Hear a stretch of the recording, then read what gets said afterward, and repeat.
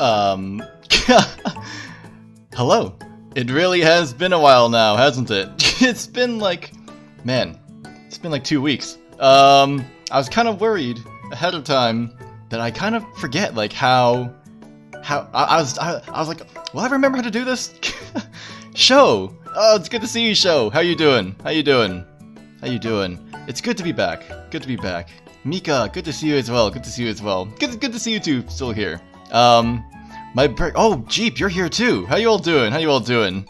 I really did not mean to take a break that long, but circumstances. I took a bit of a longer break than I meant to. Of course, remember who you are. I'm not that old yet. Although I'll probably eventually get to a point where I will start forgetting people's names, but I'm not quite at that point yet. Man, I thought after all this time, I thought you'd think that I'd come up with something better to say than hello, but that's really all I can think of. Sorry to keep you all waiting, but I am officially back. And I'd love to tell you guys, about my break and how it kind of went, but Boomer Seth, my brain's a bit fuzzy, so we're gonna be enlisting the help of artificial intelligence to help me kind of re-piece together my break, and we'll tell you guys about how my break kind of went that way. One other thing that I thought I would mention, I've already you saw from one of the previous streams that I had upgraded to 1.1 maybe. Now we can say that I am version 1.1.1. Because I think I can wiggle actually. Hold on. I think I can wiggle. I've been doing some stretches, I think I can hold on. If I can just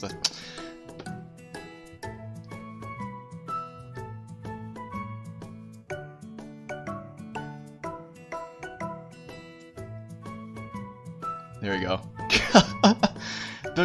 bit of wiggling for ya.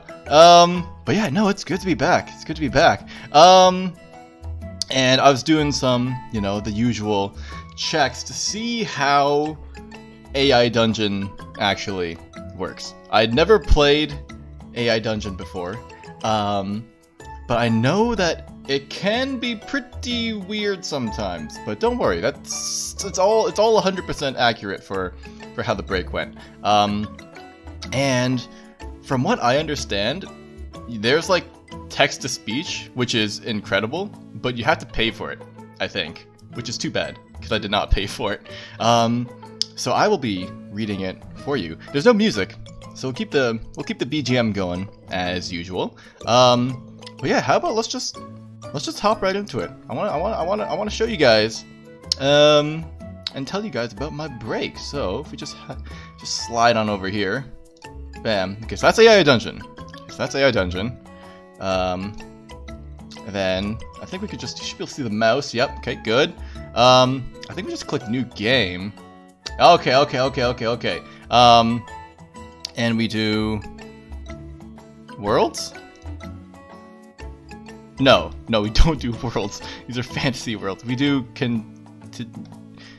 new game. Join, continue. Is this right? A prompt that okay, this feels right. Enter a prompt that describes who you are in the first couple of sentences. Okay. No, okay. And I can change, like, the do, right? Can I do the do? Okay, I am... my name is Cepheus, a wandering stargazer who recently took a break from streaming. During my break, I think if I leave it blank, it will like fill it in. Yeah, so this is the first thing that happened during my break. I came across an old book that had been lying on the ground for years, and it was written by one of your kind. One of my kind, so it's written by another human. Okay. Do. I can say. Okay. Yeah, okay. I open the book. Okay, so can I say? Do story. Okay. On the cover of the book is several constellations. Oh, that's not how you say several. Hi. On the cover of the book, several constellations. The book also mentions that you have many more stars than the rest of us. You must be very special to have so much power. Oh god. Yes. I mean, yes. You must be very special to have so much power. Yes. Do. I open the book. And you open the book and... Okay, I think I was supposed to say something else there. You read the book, and it says that the book contains the knowledge of all known star types, and you can use them to create your own custom constellation. You look at the book, and it seems very easy to understand. You gain no points. I can make my own constellation. I don't remember doing that, but that's why we have AI Dungeon to help me remember that. You look at the book, and it sees very easy to understand. Say... let's say, do I have to put this in, quotation marks? Let's do this. You say, let's do this. You close the book and open, wait, what? wait, what? Okay, yes, I mean, yes. Yes. You look at the book and it says, welcome to your own custom star system. Continue scrolling down for more information. I say, sounds good.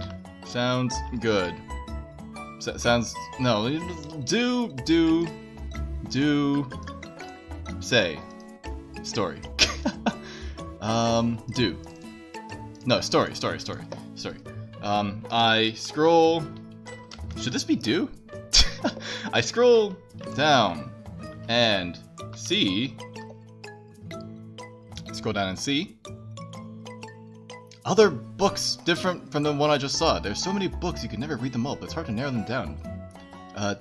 It's hard to narrow down what you want to know more about. Oh god. Okay. Do. Story. I scroll down for more. I don't know what's going on. I scroll down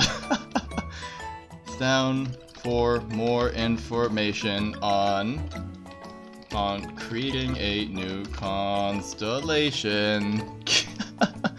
This is the new iBook 12, exactly. There are a few different ways to create a new constellation. You can always sketch it out on paper and take a picture of it to help keep it organized. Alright, do. I scrounge around for a piece of paper to draw a new constellation. Let's not how you spell constellation. Constellation on. Yes. Okay. Sure. This is also a test of my typing abilities. Scratch around for a piece of paper to draw a new constellation on. You find a piece on the ground and you remove the sand and dirt to get a good look at your paper. You read the book and it says you gain no points.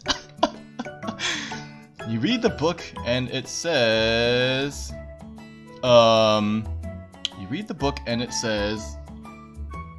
how to create constellations 101.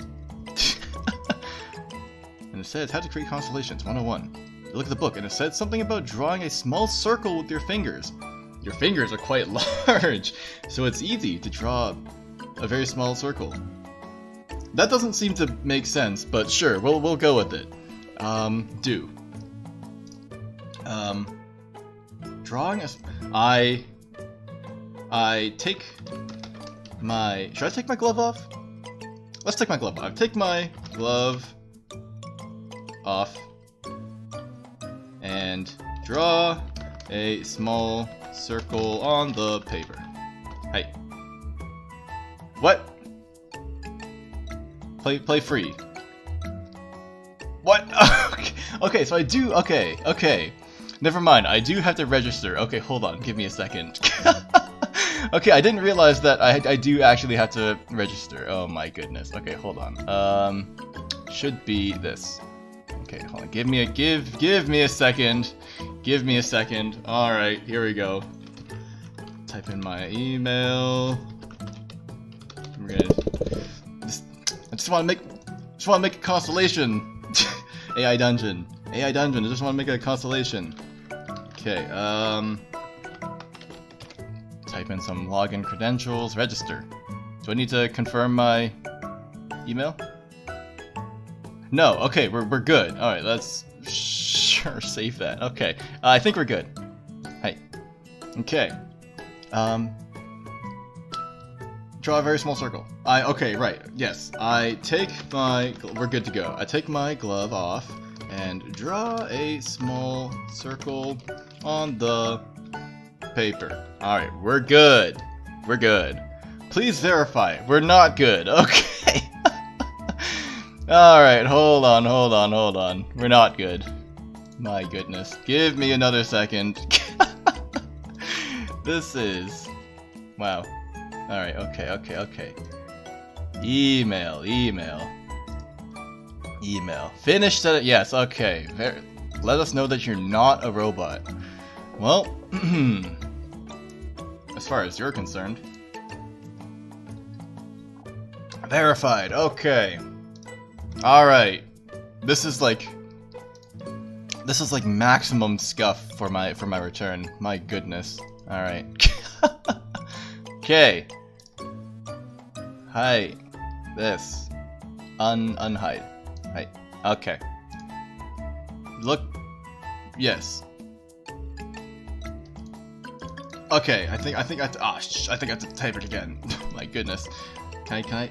I take my glove off and draw a small circle on the paper. Right. There we go. Now we're good. You start tracing your finger around the small circle and then you stop it. You take a picture of the circle with your phone to help keep track of it later. You look at the book and it says,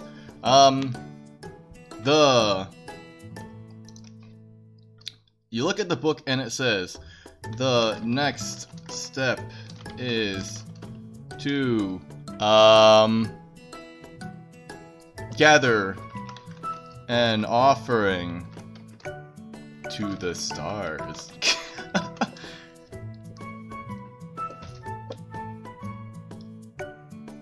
You realize that you forgot to bring a basket with you.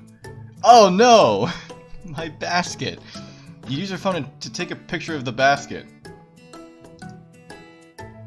But I thought I need to get a basket. You realize that you forgot to bring a basket with you. You use your phone to take a picture of the basket. Okay, say... Alright. Looks like I need to go out and get a basket now.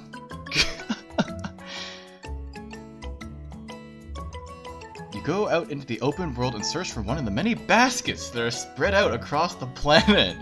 You find a large basket and bring it up to your home in the sky. I forgot to mention that I live in the sky, actually. Story. Now, the book then says, the book then says, oh, Ego, how you doing? It's been a while. I am telling everyone about my breakthrough, the medium known as AI Dungeon. The book then says, once you have your basket,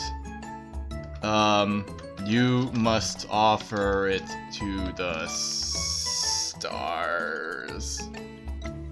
Because the basket is the offering. Hey. Once you have the basket, you must offer it to the stars. You go back down to the basket and notice it has a rope on it. You tie the ends of the rope around a large beam on your house. You look at the book and it says, once the basket has been prepared, you must light it on fire.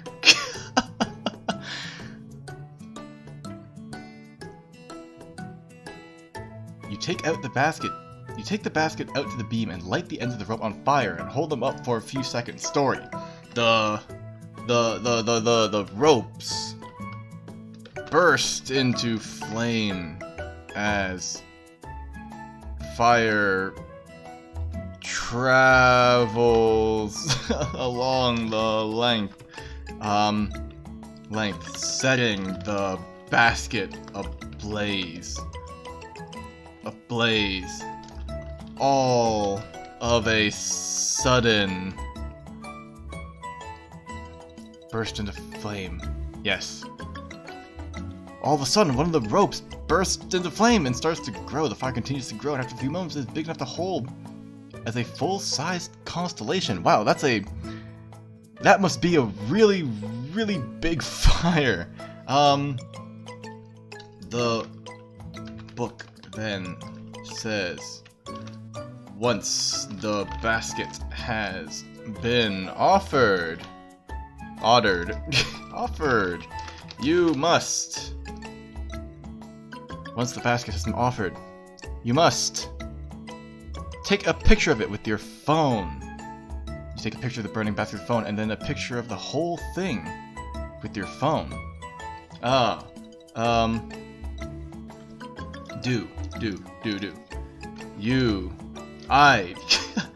I gather all the photos together in preparation. How do you spell preparation? To create the new constellation. Hi. Yes.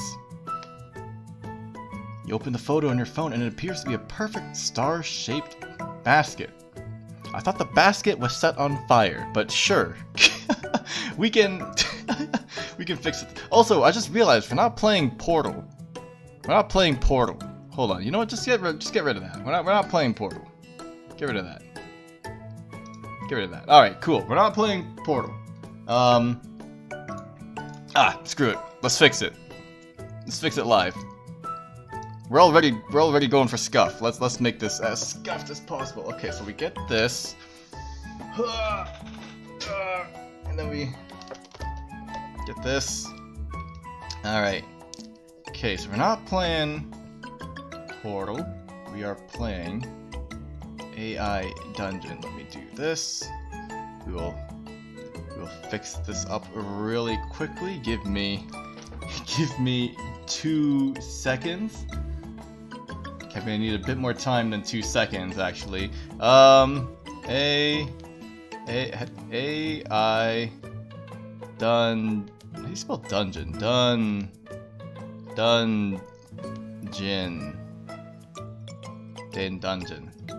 Hi. There we go. Okay. Alright. Okay. Now we got the AI dungeon ready. Okay. Right, okay, so let me refresh myself on what just happened. You open the photo on your phone and it appears to be a perfect star-shaped basket. I throw the basket as hard as I can. As hard as I can into the sky. Hi.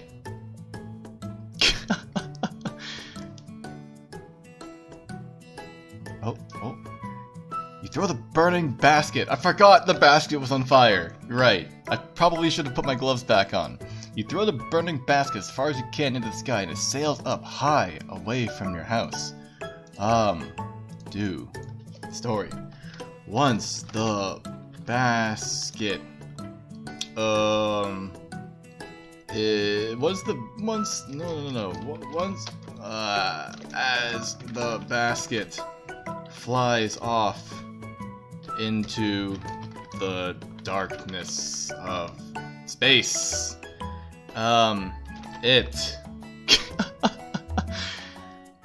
it looks like it is flying forever. You lock eyes with the blazing star, and it seems to be full of life, as if it is growing and growing in front of you.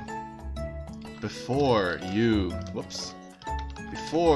know it, the basket has become a full-fledged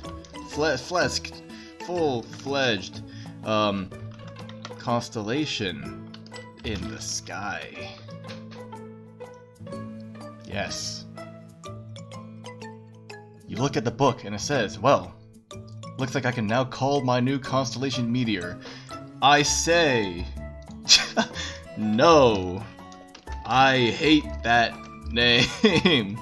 I want to name the constellation Celeste. Meteor? Absolutely not. Absolutely not. No. You look at the book and it says, well, you can name the constellation whatever you want. Go ahead and call it whatever you want.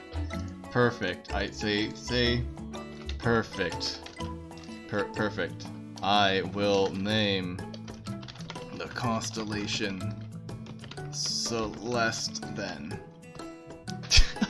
Man, the book is being sassy. My goodness. You look at the book and it says, okay, meteors are in the constellation of the sky and you need to rename your constellation. Meteors are in the constellation of the sky, so you need to rename your constellation Celeste, is the next step. I say, okay, book, how do I do that? Alright, book, if you want to be sassy about it. The book says nothing for a moment, and then says, you open the book to begin writing your new name. Alright, No, let's say, do.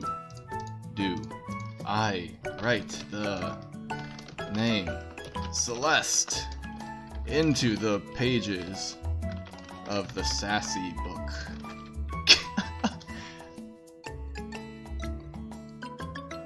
The book looks at you. The book looks at me and says, well, Celeste is your new name for your constellation. You take a picture of the book with your phone so you can read it later.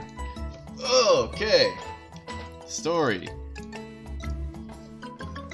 With that out of the way, I step outside when all of a sudden...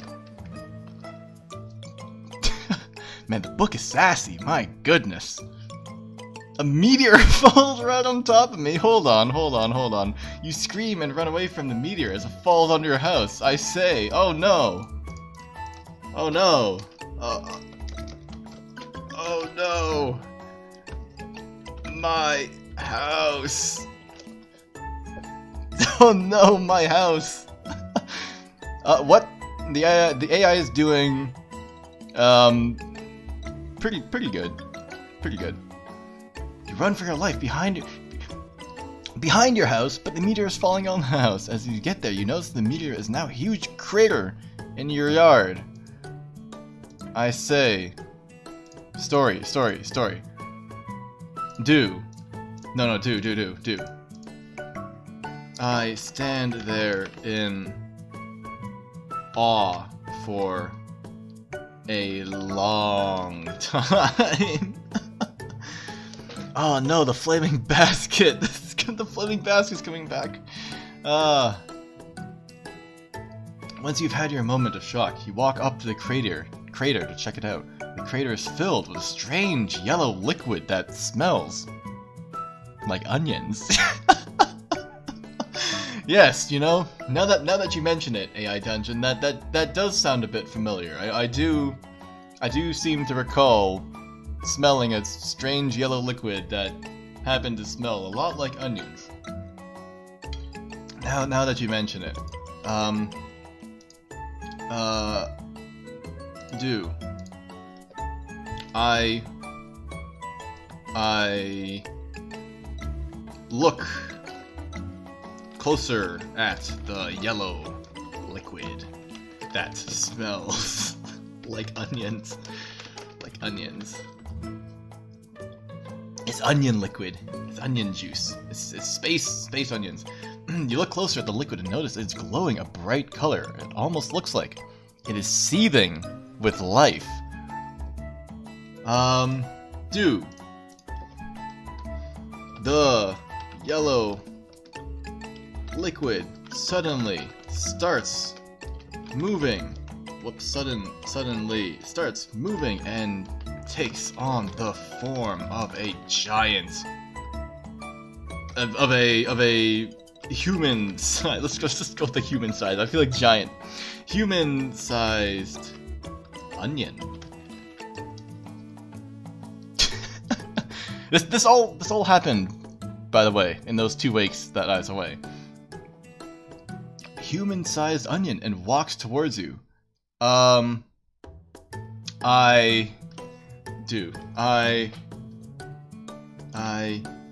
take a step back. I take a step back as the onion approaches. I take a step back as the onion approaches. The onion looks at you and says, "Oh wait, I hope you're ready for what comes next." Oh, I didn't read that part. The onion grabs you and places you in the crater. Oh my god, I don't remember this happening. Good thing good thing it's helping me refresh myself on what happened. You notice the crater has become a deep hole in the ground that looks like it was chiseled out of the mountainside. Oh my goodness. I fight back against the onion.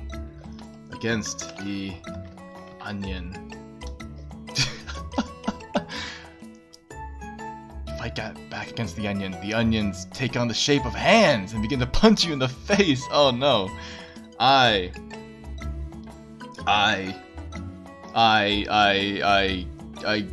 grab the onion and take a bite out of the arm and say, "Good thing I like onions." You scream in pain. Oh wait, what? Hold on, I'm not getting this auto-scroll text. You grab the arm of the yellow onion and bite as hard as you can. In an instant, the onion dissolves and leaves you with a sore jaw. Story. The onion returns back to the yellow liquid state and appears to be docile.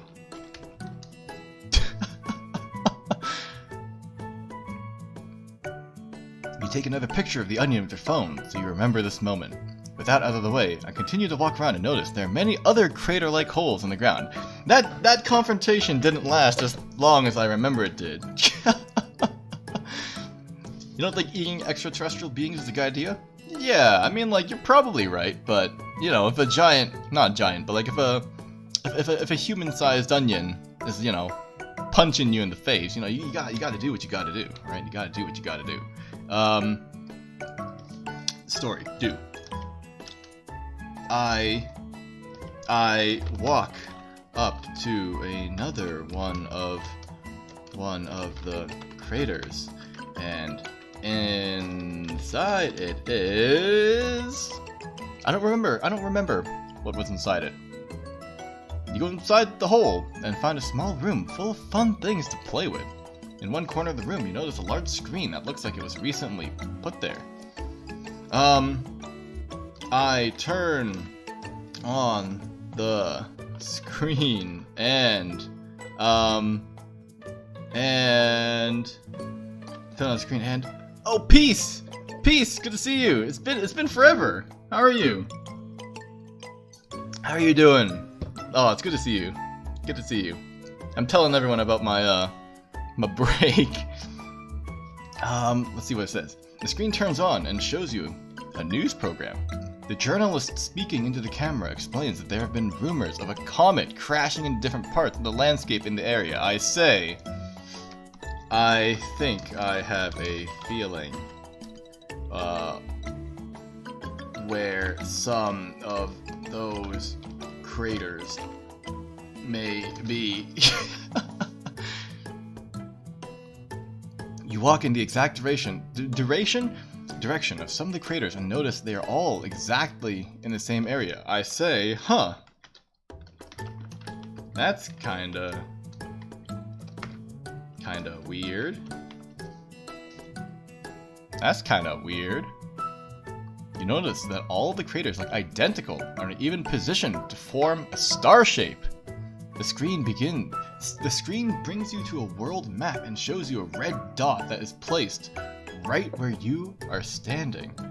I say, man, this almost feels like I've been. I hope it knows what isekai means. Is that how you would say it? I don't think they know what isekai is. Let's see what happens. You call your friends on your cell phone and try to get to the crater. Your friends answer their phone and tries to find you. After a few minutes of searching, your friend finds you in the distance. Hold on. Can I go back? Redo. Undo. I don't think it knows what isekai means. No. Yes, I say, man, this almost feels like I'm inside. I'm inside a game. You notice there's a small button on the screen, and push it. You hear the screen turn into a game-like type screen that shows you various areas of the map, including the locations of where the meteor craters are located. I say, I guess this really is a game. Looks like I must have gotten hit by that meteor when it crash landed on my house and sent me to the virtual world. Yeah, I got isekai'd. Yeah. The screen quickly changes to a window that shows some kind of menu where many options are available to you. You notice the screen is made with the same technology as your phone and is controlled by the same type of buttons. Story. Some of the options include. You have to let it go. Include a large open button, a navigational button called Go, and a list of options to choose from. You notice that the options include several buttons that appear to be labeled by an icon.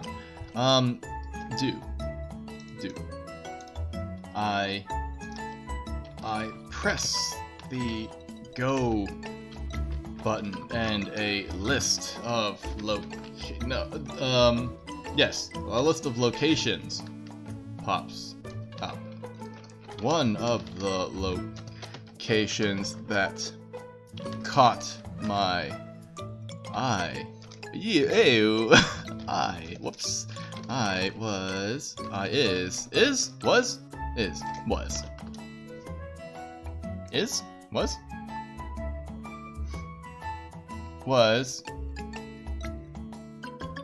You open the menu and notice the option of searching for your house. The map shows you the location of your house and also. No. Can I copy this? Oh, okay. Okay, so this should probably be Story. Okay, there should probably be stories. Copy that. Oh no. What have I done? What have I done? Undo. Yes, okay. It should be story. Story. Hey. Was. There we go. The address where you are currently located. You press the address of your house and the screen shows you a zoomed in view of the house that you live in. Unfortunately, all that remained was a large crater in the ground. Because it got hit by a meteor, with a few pieces of your furniture scattered around it. You quickly begin to panic. Wait a second, my house has already been destroyed. There's no reason. I mean, yes, I panicked. I panicked a lot. I panicked a lot. Yeah, I panicked a lot. Like, oh no, not my furniture. You quickly begin to panic. But then you remember that this is all just a game. Yes, because we're in the game, remember. And you must press on. You press the go button and a massive blue screen comes up. The screen quickly scans all of the areas around you and shows you a map that looks exactly like your phone. Sorry, you go to one of the locations marked as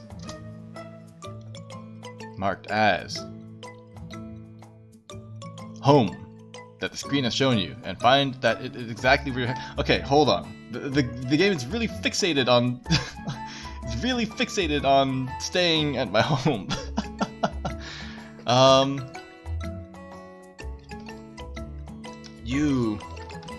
Okay, we're gonna leave. My house has been destroyed. My house has been destroyed by a meteor that I think I created. You decide that there's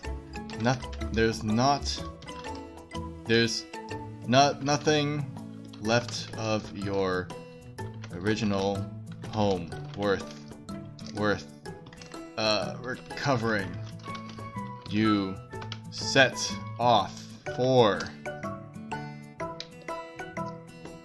I spelled nothing wrong. You set off for the option close-up view so you can get a better look at the crater. No. Hold on. There's nothing left. You set off. You leave.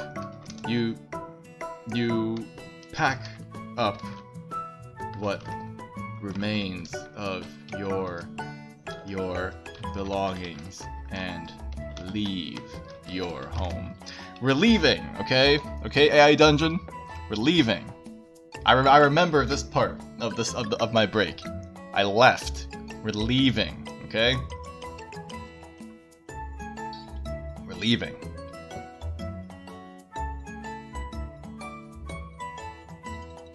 Are you okay? AI Dungeon? Are you okay? AI Dungeon, are you okay? Okay, hold on. What if I undo?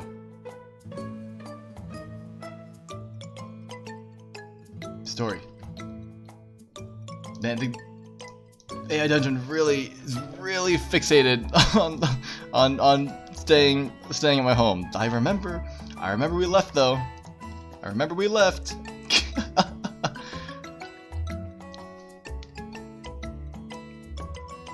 This. Oh. You are not even sure if the screen will just close down when you leave. You decide to keep the screen open so you can at least continue with your adventure. Story. I decide that the risk is worth taking and close the screen. Luckily, nothing bad happens and I'm able to leave my house and go and go back to the game. I noticed that all the screens that were in the house are now back in the... No, we're leaving. We're leaving the house. We're leaving the house. No, no, no. Hold on. Nothing bad happens. I'm able to leave my house and go off on an adventure away from the house. Away from the house.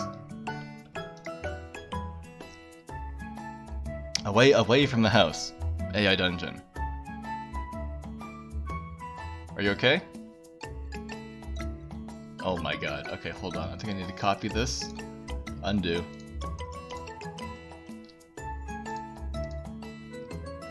Story. We're leaving. We're leaving. I head off to the location of another crater. No, the crater's still by the house. Okay, yes. Yes. Before I arrive, I notice a bright light in the horizon that fills me with excitement. Cole Morningstar.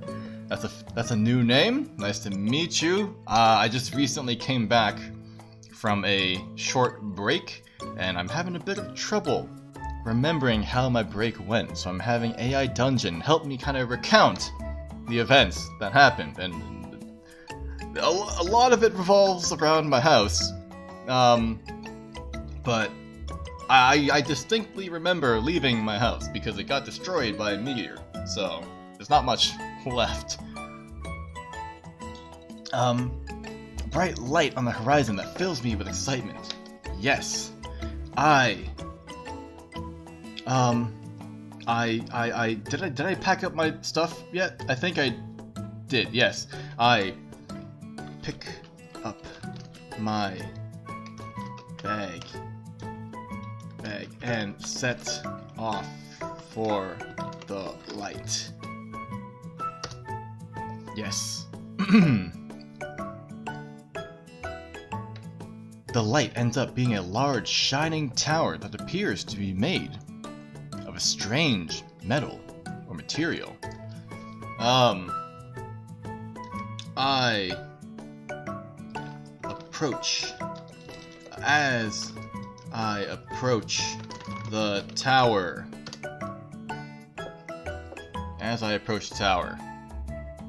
I notice that it looks exactly like the columns I used to make in school when they did their design projects. You know me! I love making me some columns. I decide that this must be an entrance to something important. I circle around the tower until I find what looks to be an entrance. That's not how you spell entrance. Close enough. Close enough. That looks like a door. I push the door and a small screen pops up.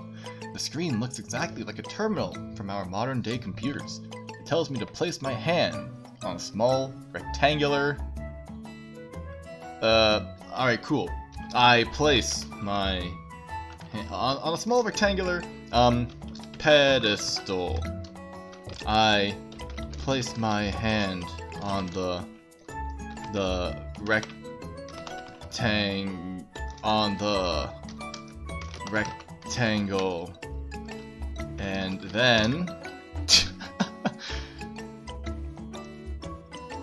then look at my character's hand. My character's hand look very similar to the ones in the Matrix, and also look like they're made of metal. Alright, hold on. Now you see, I've never actually watched the Matrix. Okay, you know what? Then I remembered that I've never actually watched the that's not how you spell the Matrix. Neo. That's the only character I know from the Matrix. I just have to look for a place to enter from the screen and see if I can actually start the game. I press the enter button. Okay, you know what? I don't think the Matrix part is important. I think we can just ignore the Matrix part. You see, I don't remember that part of the story, so I think I think that's not that important of a detail. I press the enter button. I press the enter button. The door to the tower slowly creaks open as a cool mist comes streaming out of the gap.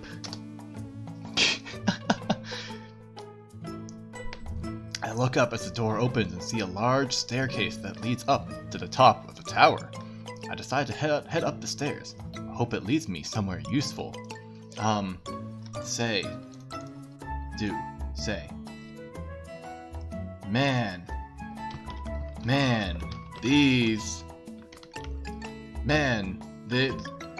there sure are a lot of stairs. We love stairs, right? We love stairs. The screen snaps to a view of the top of the tower, and you can see that the room is made up of several floors. Let's say do.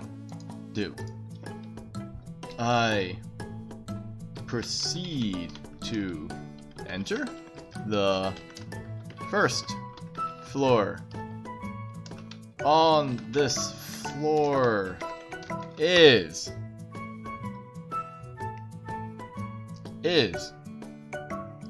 that should have been a story. The first floor of the tower consists of a large doorway that leads into a large room filled with columns and a large screen. Story. Text appears on the screen. It says the following. You can see that the room is made up of several floors. You can't tell from your current view. You choose the enter button to enter the screen room. As you enter the screen room,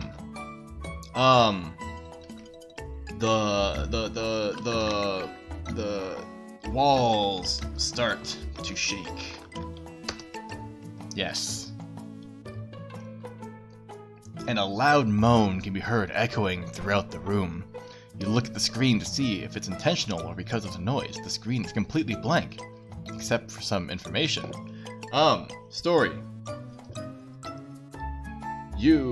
The screen says that you have entered the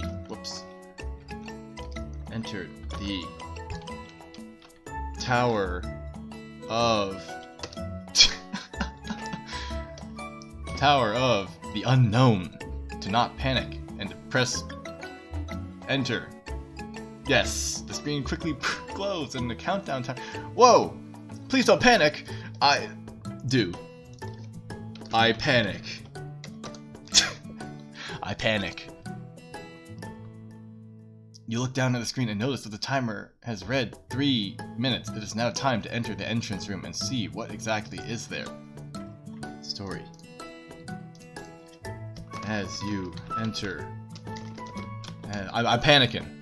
As you enter, you notice that the timer starts counting down.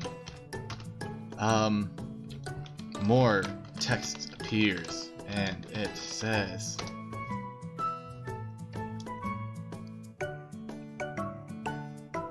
the screen then displays a very large door that must be the entrance to the next room. The door is covered in a strange power as it glows and pulses with a bright green light. I feel like we're skipping a couple steps here, but that's okay. I approach the glowing door. I approach the glowing door. I thought we were gonna fight something as well, but this is okay too. And you approach the door, and it slowly glows as you make your way towards it. You press your hand against the door, and it opens slowly. Story. On the other side of the door is a long hallway that you are sure to walk down. You approach the end of the hallway and see nothing more than a large set of stairs, as if the hallway was leading to the main area of the tower. Oh boy, more stairs. Oh boy, more stairs. You then hear a large bang as the entire room shakes violently and the screen goes blank. You are now standing on -1 floors. It must have been the last room of the tower. Say. Story. Say. What? What the heck? What the heck does -1 floors even mean? You approach the large door. All right, I don't worry about that too much. Yeah, I don't worry about the small details. You are almost sure it means nothing good. The screen updates the timer, and you notice that it says error. No, that's say. Oh no, that's say. Hold on. Error. You say. No. You don't say. Undo.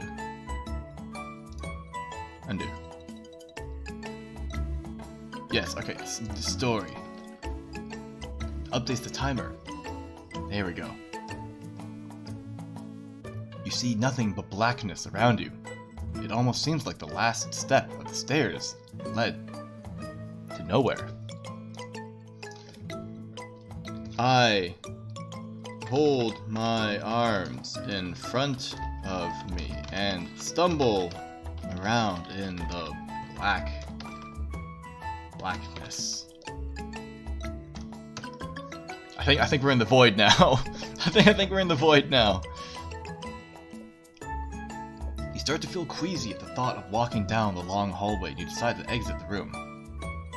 I thought we were in the void. That's okay. As you do so, you notice a large door that leads outside of the tower.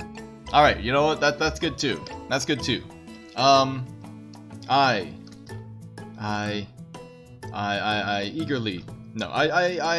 quickly grab the handle of the door, pushing it open with all my strength. Quickly grab the handle of the door, pushing it open with all my strength. As it opens, more fog spills onto the floor.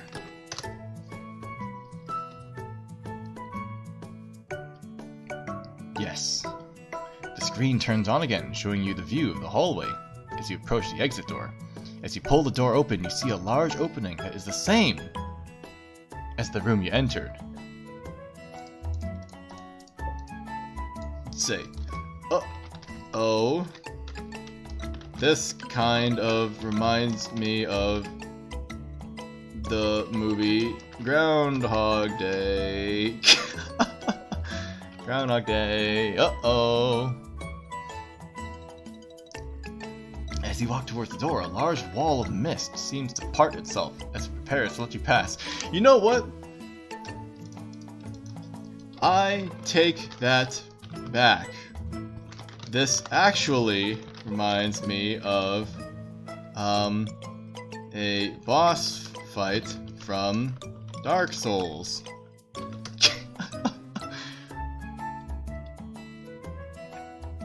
The screen shows you a few more numbers before it turns off completely. You push the door open and see that the wall of mist has parted enough for you to walk out into the landing. Story.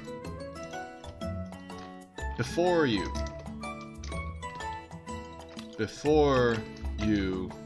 oh no, we're playing Dark Souls now. As you step into the landing,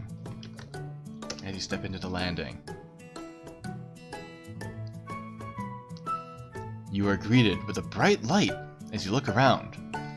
The lights are bright and you hope that they will let you see through the mist. Maybe it's not Dark Souls. Maybe I was mistaken. Say. Maybe this isn't Dark Souls. Maybe this isn't Dark Souls. I sure thought it was. The screen turns off, and you're left in complete darkness. Well, so much for the light helping me through the mist. As you stand there in the darkness, you feel a rush of cold air as the door at the exit manifests itself. There's a large opening, and the door seems to be made of some sort of metal. Is this the same metal that the tower was made of? You see that the door is extremely heavy. It feels like you would need a very strong person to open it. You press on the door and it makes a large clanging noise as you push it open. Thankfully, I'm very strong. I'm able to push open the very heavy door. No problem. Okay. What happens next? Story. On the other side of the door is the top of the tower. Wow. After all that running around, we finally reached the top of the tower that you stood on before. You're surprised to see that the tower seems to be made of the same metal as the door. I don't know why we're so fixated on the material of the tower, but we seem to be. At the top of the tower is a large circular room. In the center of the room is a large pedestal. You walk up to it and notice that there's a large man sitting on it.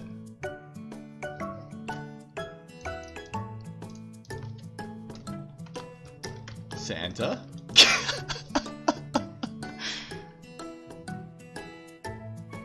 You see that the man sitting on the pedestal is actually very small and wrinkled, like Santa. He has a very large robe on him that covers his entire body. I slowly approach the man and introduce myself. I think he was friendly. You approach the Santa-like man and introduce yourself to him. As you do, you notice that he is not very happy with the way you are approaching him. Uh-oh!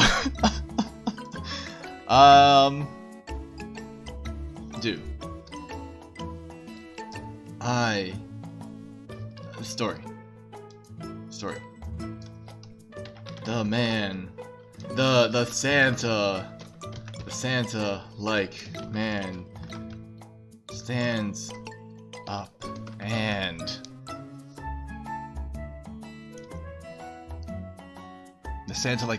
up and looks at you with large, menacing eyes. He stomps his foot down on the pedestal, causing it to shake greatly. He does this several times before he takes another step towards you.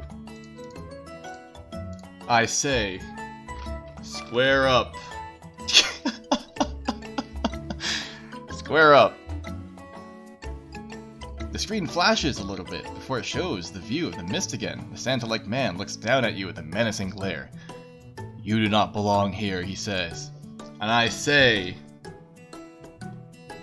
then I will earn my place here. screen flashes again, and a timer appears on the screen. As you watch the timer, it shrinks as it looks like it is going to hit 0. Oh no, that must have been the timer from before. Oh no, that must have been the timer from before. I wasn't keeping track of how much time had passed. Whoops, spelled much wrong. You see the screen flash again and a red circle appears on the screen. The center of the circle is much larger than the rest of the screen and you can barely make out the words. Beware, Sentinel. Uh-oh. Story. Do. Is this man the Sentinel? Is this Santa? Santa like man the Sentinel? Sentinel? The screen flashes yet again, and the timer shrinks as it looks like it's going to hit 0. The Santa-like man cackles his teeth at you as he takes a step towards you. Uh-oh. Uh-oh. Do. I hold my fists up. Hold my fists up and prepare to fight back against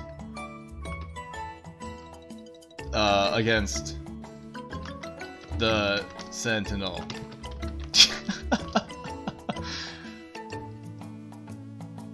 The screen flashes and the timer is once again very small. It's very fixated on the timer. The Santa-like man takes a giant step towards you, and you begin to hold your fists up just in time. His. Do. Yes, do. No. Story. I dodge to the side as the Santa-like man takes the Santa-like man Santa-like man strikes.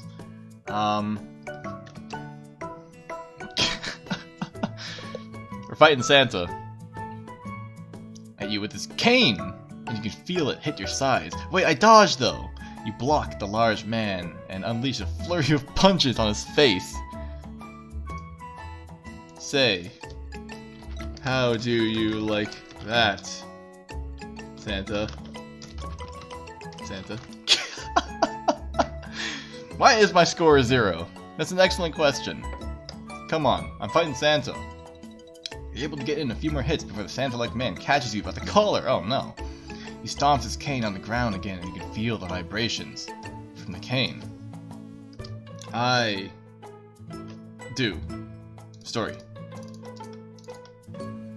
Story. He picks me up. He lifts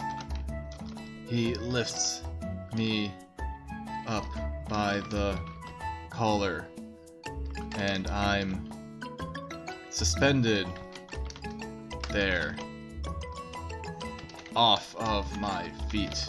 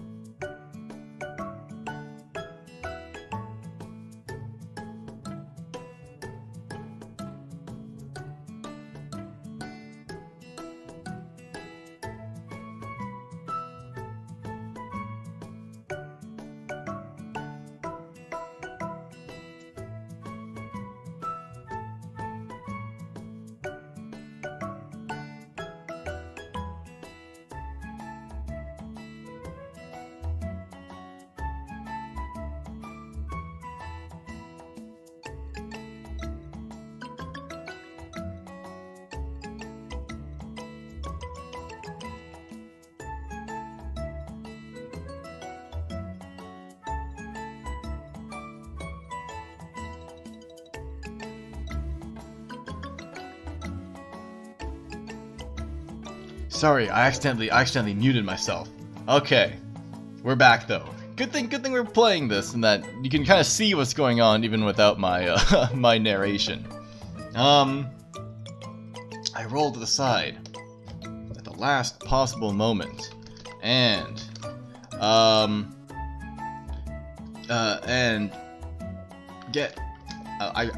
rolled to the side at the last possible moment, and as I get back on my feet, I deliver the uppercut to end all uppercuts right on Santa's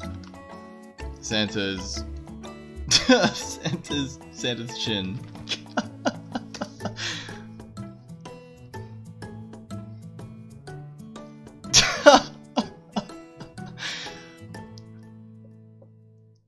Yes. The screen flashes as you hear the cane snap. You're able to see parts of the room blur, and you're able to see the Santa-like man being propelled towards the center of the room. Story. He crashes down where he was sitting, and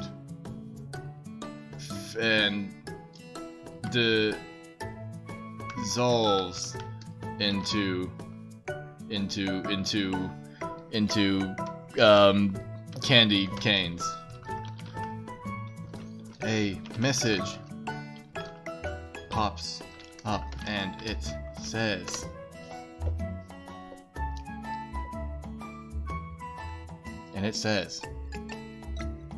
"You've saved Christmas!" You get a very large grin on your face as you realize that you are now officially the Santa Bear.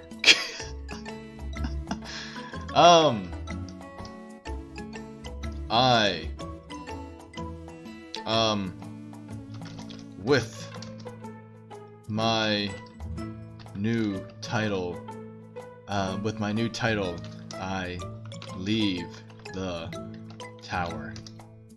Christmas is saved, everyone. You're welcome.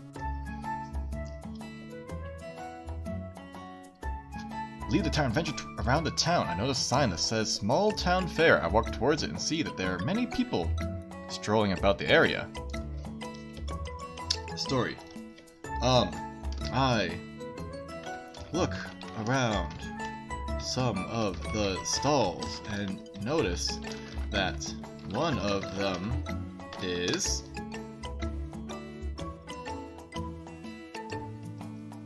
why is my score still 0? Come on, I just saved Christmas. Selling some rather fancy shoes. I walk around the stall. I walk towards the stall and purchase the shoes. They look incredibly comfortable, and I quickly put them on. Story. A message pops up on the screen, and it says agility plus 10 plus 10.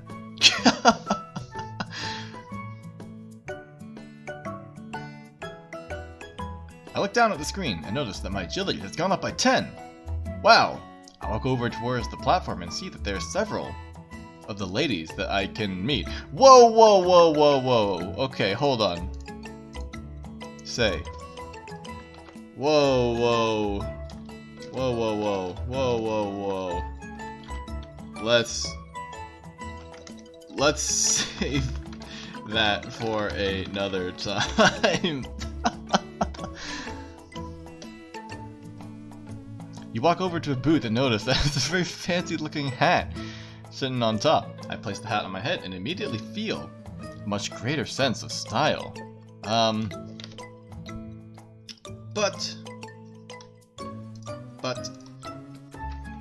I decide that I don't really need a hat.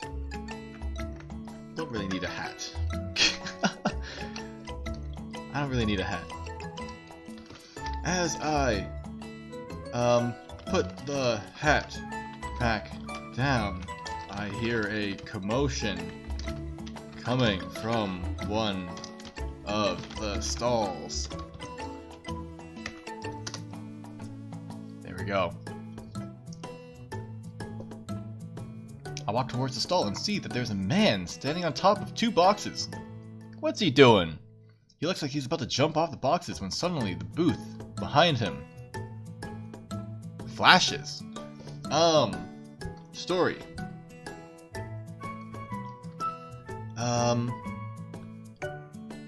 A magical creature steps out of the light.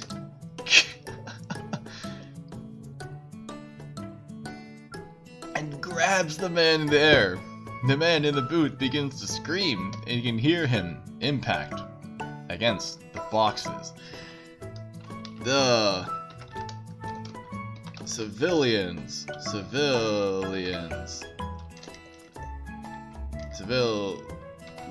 go wild as the man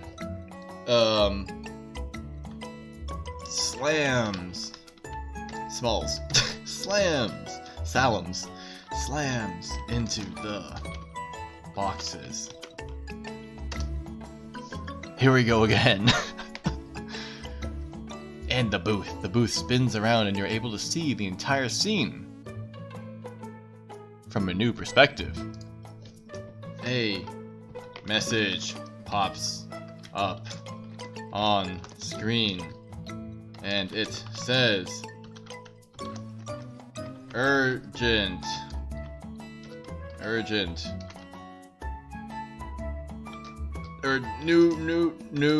new quest. Monster at the fair. You are now able to see the man that was standing on the boxes. He is now on top of the booth with a stick in his hand. He tries to fight back against the light monster. Yes, he tries to fight back against the light monster, but he begins to flail his arms around. He's just some random civilian after all.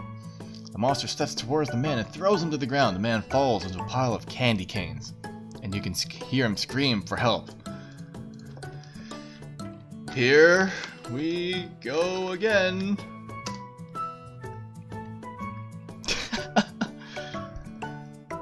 You walk towards the booth and try to open the door. It's locked, but you're able to detect a small button holding the lock in place.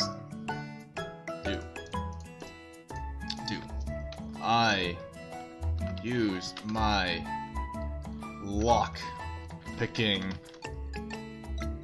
Not really lock picking. It's not really a lock, but it's fine.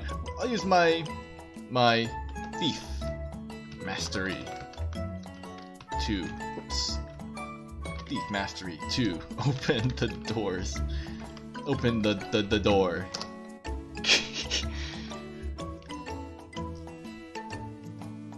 I'm a kleptomaniac after all. Use your lockpicking skill to open the door. The door opens. You can see the man that you saved previously. I saved someone before? Alright. He frantically crawls towards you and the monster that he was fighting.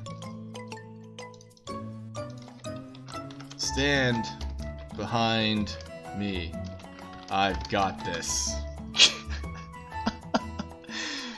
This is what happened. Okay, this actually happened. Okay, don't worry about that. You charge towards the monster and begin to swing your stick at him. The stick connects with the monster, causing him to stagger backwards. He begins to run away into the crowd of people. I chase after it, weaving through the crowd. Maybe this is Christmas.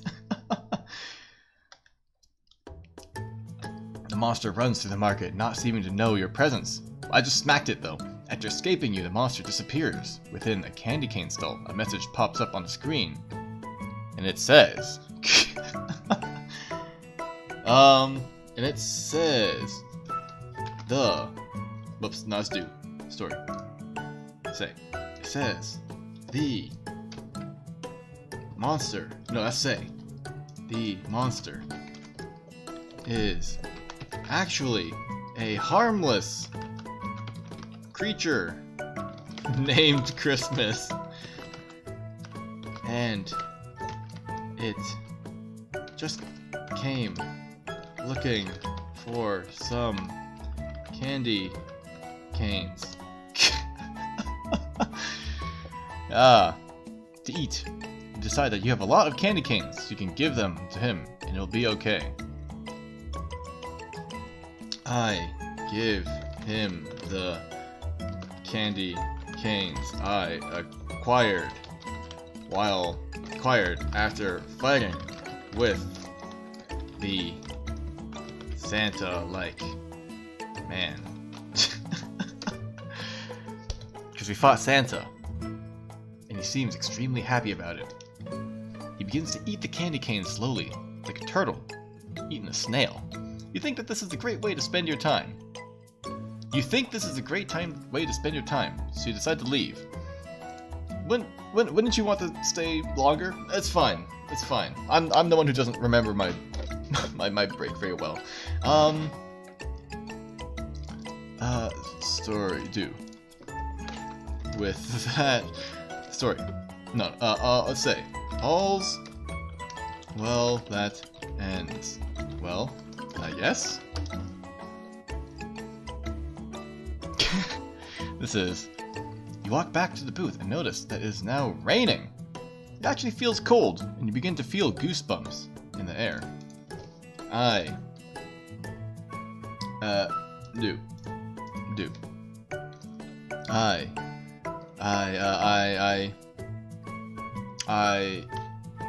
pick up the pace and look for somewhere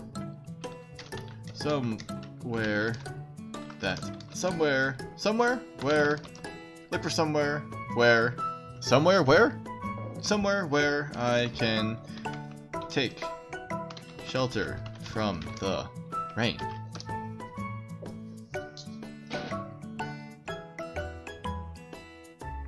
You walk through the market looking for a place they can get out of the rain. After walking around, you notice that you are near the main square. In the middle of the square is a giant statue of Ezekiel the bull. It is a statue made of stone with a pair of horns on both sides of his head. And the horns are made of gold and are placed perfectly onto the statue.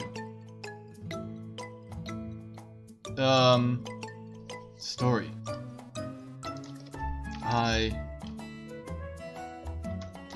At the base of the statue is a plaque that reads Ezekiel the Bull. The statue of Ezekiel is a very important symbol for the town of Silver Falls. Legend says that if you can light the horns with a torch, then all your prayers will be answered.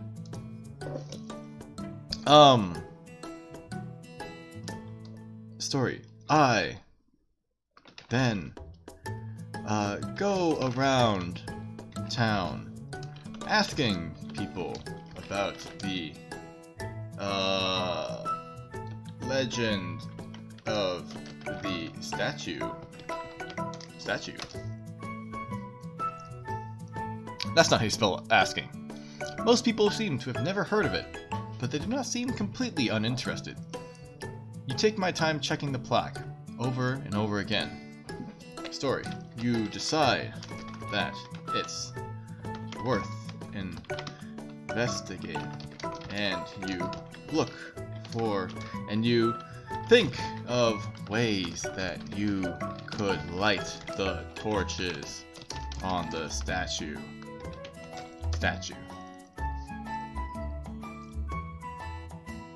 Yes, you try to think of a way to light the torches that is simple and without any risk.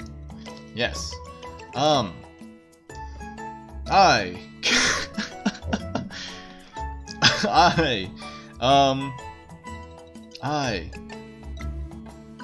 climb onto the statue.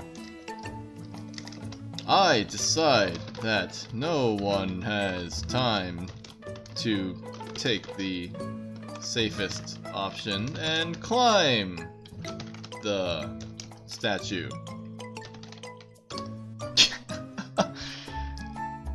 No one's got time for that. Just climb the statue.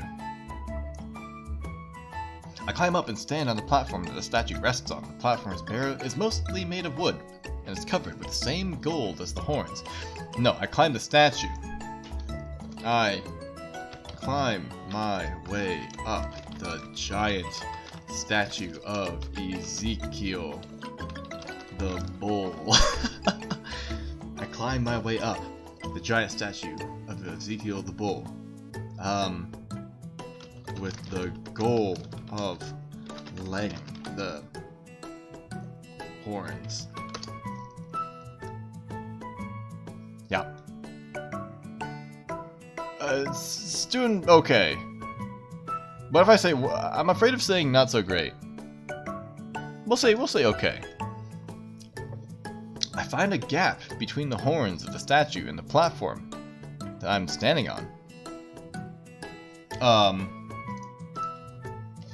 I look inside the gap. Maybe I should have said do for that one. The gap is small and dark. You can't really see anything from this angle. You could look around the platform to see if there's anything that you can use to light the torches. I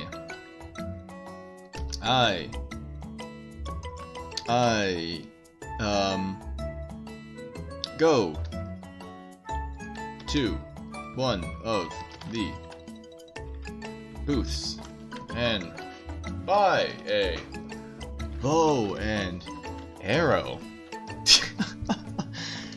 Using the bow, I light an arrow on fire and shoot it at the horn.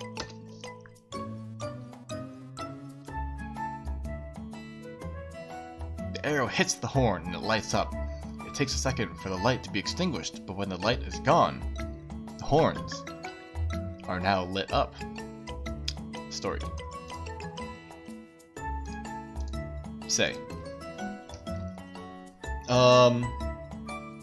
I wonder what happens next. You light the torch on the statue and shortly you see a black cloud of smoke rising from the tips of the two horns. Whoops. The flames from the torch seems too hot to touch. The black smoke that is rising from the horns is making you cough and is making your eyes water. Story. The smoke starts swirling around and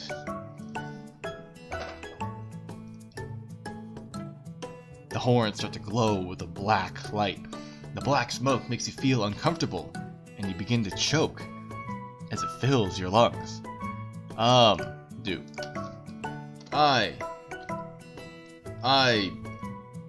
Sorry. The crowd starts to flee from the statue. Now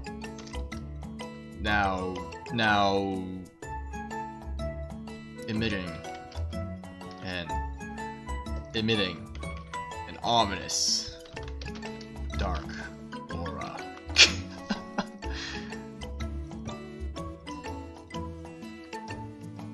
The crowd begins to panic, and you are now the only one left to stand in the square.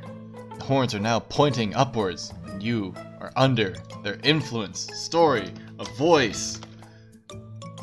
You hear a voice in... You hear a voice. Fill your head? Fill your head. What's happening? I don't remember any of this. It says, I am here for you. Listen carefully. As it continues, you notice a cloud of black smoke forming from the horns. The voice. Story. Say. Wait. This looks really evil. Are you not evil?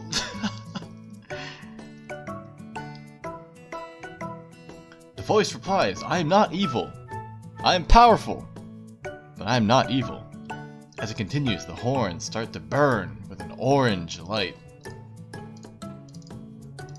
If you're not evil, can you stop choking me with the smoke? I'm dying over here. I'm dying over here. I can't breathe. The voice says, I don't want to do that. I want you to hear the truth. Bro, I'm dying. You feel a rumble coming from the horns. Story. The horn suddenly glows too bright to look at. Once you're able to open your eyes, it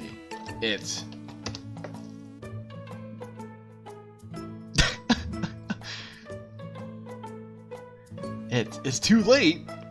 The flames are shooting from the horns and is now engulfing the square. Wait, but you said you're not evil.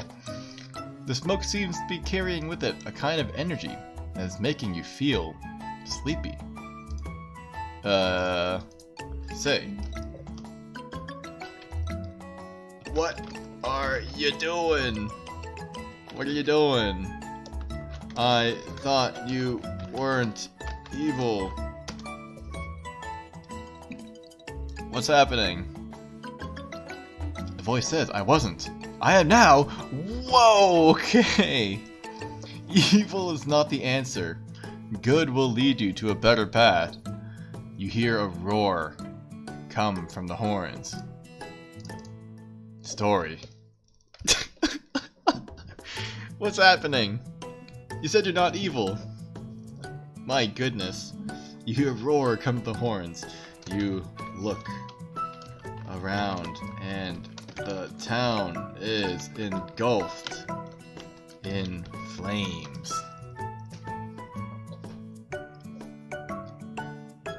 It is a constant roar as if the whole town is in pain. The sky above you is a dark gray and you see the smoke as it flies away from the town.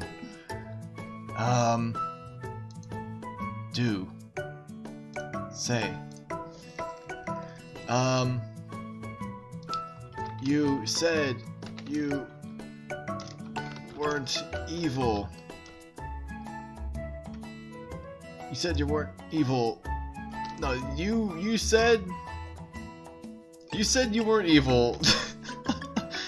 You said you weren't evil, but since you are now, I'm gonna have to put a stop to this.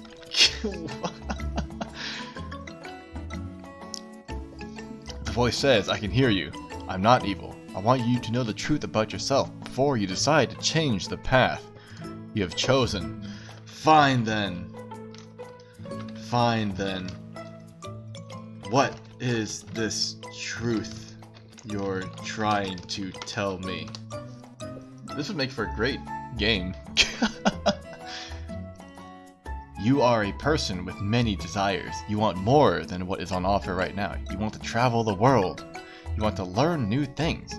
You want to reach your full potential. You're right in some ways. But why do you have to do all this destruction?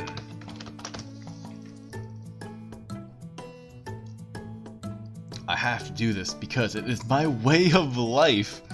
I want you to accept my offer and become my apprentice. You know what? You have a deal.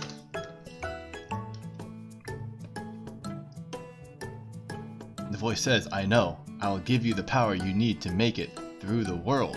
The smoke begins to surround you, and you feel yourself start to float towards the ground? You feel yourself start to float towards the ground. Whoa! What's going on?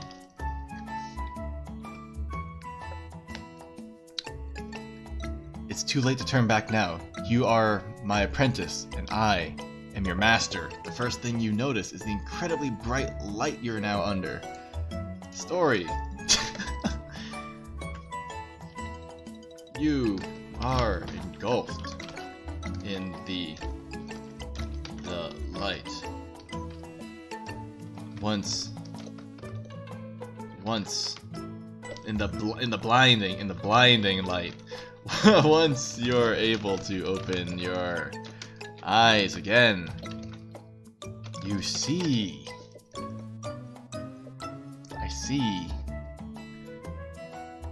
I see pretty good. You see that you are standing upon a rising pedestal. The pedestal is surrounded by runes that light up as the rays of the sun shine upon them. I probably shouldn't touch the runes, huh? You touch one of the runes.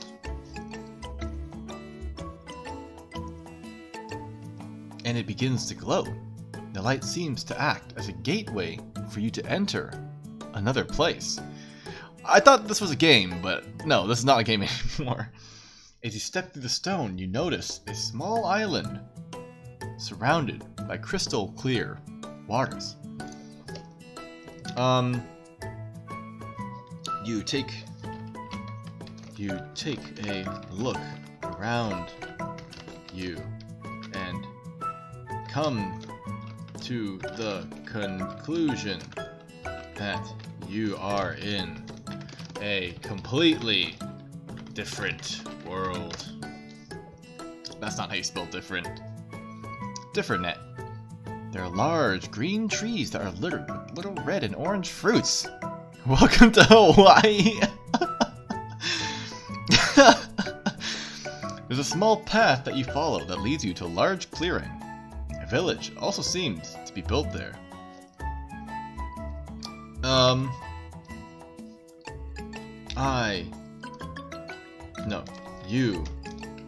You ask if your master is watching. Are you watching? I don't want you to be watching everything I'm doing. And you see a figure appear from amongst the trees. The figure walks towards you with purpose. You ask the master what's going on. The master is a woman wearing a robe. She approaches you and explains that you are in another world, her world. But before she can give you an explanation, you hear a loud roar come from the forest. You look towards the forest and notice a huge creature. As you prepare to fight back, your master. Your master.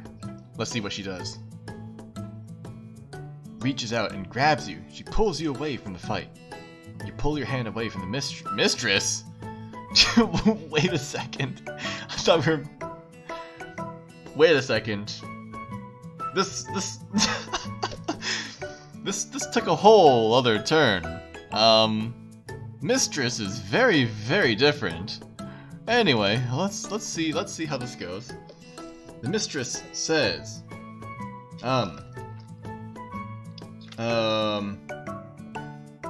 says, you should try not to engage with the beasts of this forest. It is for your own good. You ask, what is the point of all this? The mistress says, I'm here to give you a choice. I'll bring you power in this world, or I'll turn you into an animal. Ask, say. Can I at least choose the animal?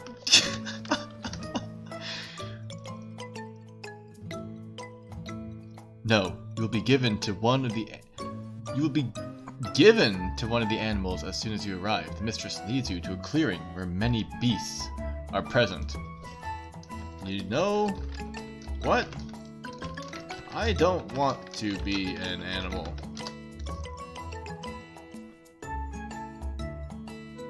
You have no choice. Wait, you just said you would give me a choice. I will turn you into an animal if you don't do as I say. Alright. I will do as you say. Alright, I'll do as you say. I am your apprentice after all. Like, what happened to that? What happened to that part? I thought I was the apprentice. The mistress looks upon the beast upon which you will be given. The mistress walks towards... Wait! Alright, okay, that's fine. That's fine.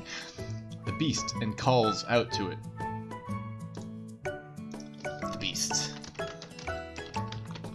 beast responds, and to your surprise, it's able to speak. Through its voice box, the beast says, "Hey man, what did you want?" The mistress explains that it is your new master, and that you now live in the world of beasts. My new master? Alright, well I wasn't an apprentice for very long, huh? The beast says... The beast says... Do I say say? That's what do you say? Anyway, use the alter command to directly change the AI's response. Oh, okay, that's fine. The beast says, cool beans. I think that's gonna mess up. You say cool beans. No. Okay, hold on. Copy that. Copy. He says, hey man. Oh, okay, hold on. Undo. Hey man, what do you want? Yes. The beast says, story. Cool beans. Cool beans, man. You get to choose which animal you would like to be. The mistress says, tiger. That's not too bad. Story. You suddenly turn into a tiger. The beast says, alright, here comes the difficult part. I need you to answer one question for me. You suddenly turn into a tiger. You become very used to the sight in front of you, and you realize that you are indeed a tiger.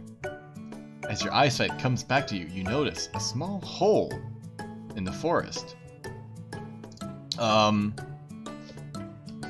You walk towards the hole and look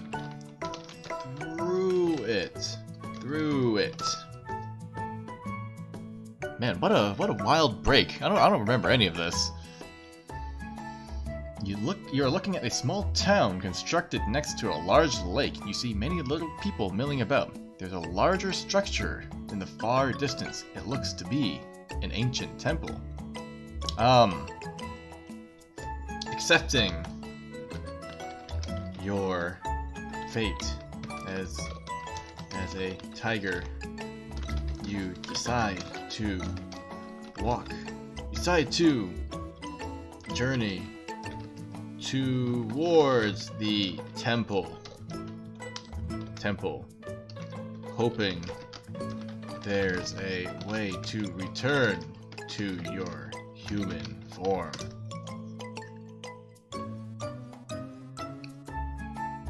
As you approach the temple, a man with a long white beard and a turban standing at 6 feet walks out of the temple. So is the man 6 feet tall, or does the man have a 6 foot tall turban? It's a very important distinction. He greets you in a very welcoming manner. I say, you sure are being friendly towards a tiger.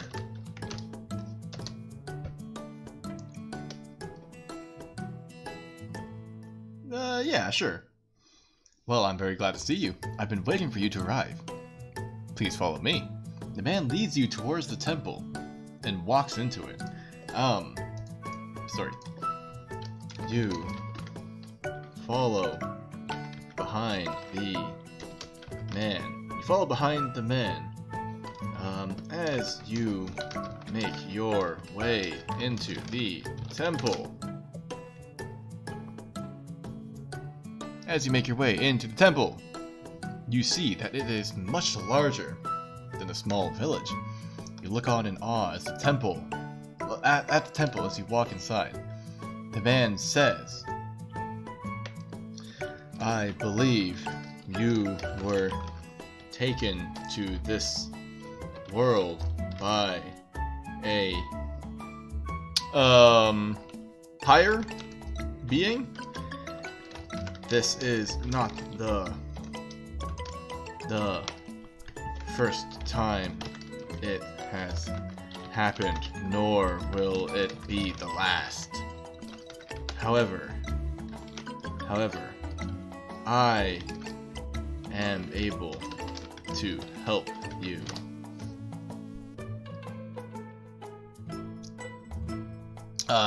In this world, and in the process, I hope you learn about your heritage. You ask about your heritage. The man says, you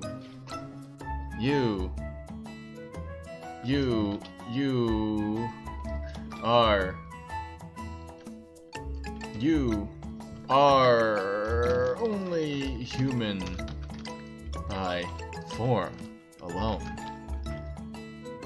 Your true nature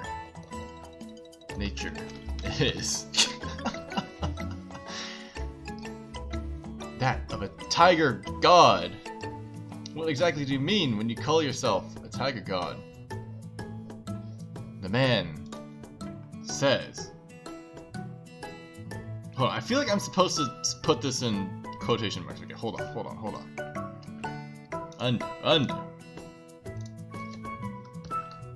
Oops, that's not quotation marks. The man says, here we go. Whoops, okay, let's just say something else. The man says, you are a tiger now for a good reason. Peace. I'll leave now. No worries. Hope to see you again on the other streams this week. This week we've got the long-awaited meme karaoke one, right? So if there's ever one that you want to catch, that's the one. I want to try to keep it archived if I can, and honestly, if I can't, I'll probably just edit out the trouble song and then upload it again. But yeah, no, it's good to see you. It's good to see you. I don't know. I look forward to see you again as well. Yeah, for sure. So if you gotta go, no problem. Take care on your way out, as usual, and thank you for dropping in. Always good to see you. Let's see, where were we? The man says, you are a tiger now for good reason. The man continues, although you probably know very little about this world. Within the temple, there's a symbol of trust that all of your people have. Say, what is this symbol? What is the symbol? The symbol is a white lion, the same symbol that acts as your symbol of trust. Eventually, you will find it out more than anything else. In fact, you only need to accept it. Say, and will this help me to return to my human form? Because I'm still a tiger right now. Yes, that is the purpose. That is the purpose of the symbol here. I will place a plate upon you, and if you accept it, your true form will be revealed. You accept the plate. As you do, your tiger body starts to glow and change. Your legs become strong and muscular, your eyes become golden, and your claws morph into white talons. As a tiger, you look very fierce and intimidating. The man... Okay, hold on. I thought I'm supposed to go back to being a human. The man says, once your task is fulfilled, you will return to being human. The man says, now I'm going to ask your name. You say Tiger. The man bows to you. Alright. Okay, hold on. First, we were really hung up on the house that got destroyed by the meteor. Now, we're really hung up on being a tiger. Hold on, give me a second. I need to sip a bit. Alright. You say tiger. The man bows to you. Sorry. I meant Cepheus. My name is Cepheus. The man says, what is your purpose in coming here? You say, I was given the task of helping you humans in any way I could. I don't want to be a tiger. The man says, the man says, there is one thing that you could help out with. If you really want, the people of your village are suffering from something known as a blight. I'll be referring to this as that for now. The town has been stricken by the blight for many moons now. Maybe I should have written something longer. The little ones are very sick and dying. You could also see that when the people are sick, they can become very violent. Do. Say, I will do what I can, as long as I can go back to being human at the end. The man says, well, I don't know the exact answer to that. Oh, well, I'm sure things will work itself out in the end. the meantime, I will see what I can do about the blight. The blight that's affecting the village. Very well. Good luck to you. The man leaves the room and you are left alone. You look at the symbol on the wall of the temple with your eyes. Sorry. The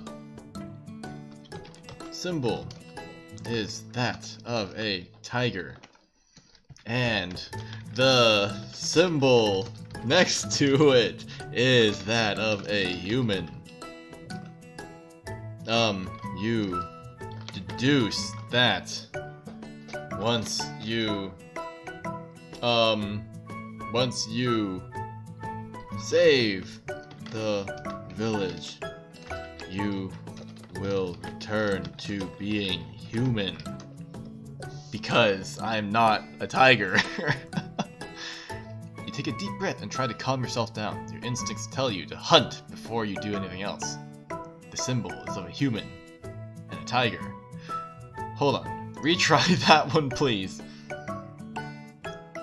You smile at the thought of being back to your normal self. As you look at the symbol, a white lion springs out of the wall next to you. The lion says, I will help you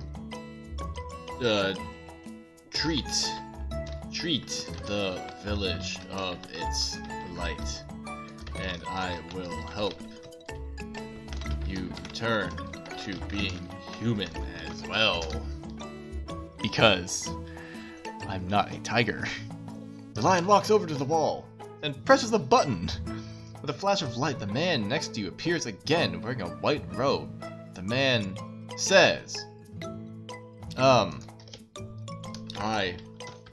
believe I have found a way to cure the blight without losing the village. We will need to travel to the furthest reaches of the forest. The roots that are found there will allow you to cure the villagers. Well, what are we waiting for? Let's get going and get those roots. Good. It'll be dangerous out there, but we need to do this. Once you have the roots, return here. The man will assist you in finding your path to the roots. You're the man, though, right? You're talking... Alright, so you're referring to yourself as the man as well. No, that's fine. That's fine. That's fine. Story. You set out with the lion in search of the roots to cure the village. As you go deeper into the forest, you see the lion become more aggressive. Uh-oh.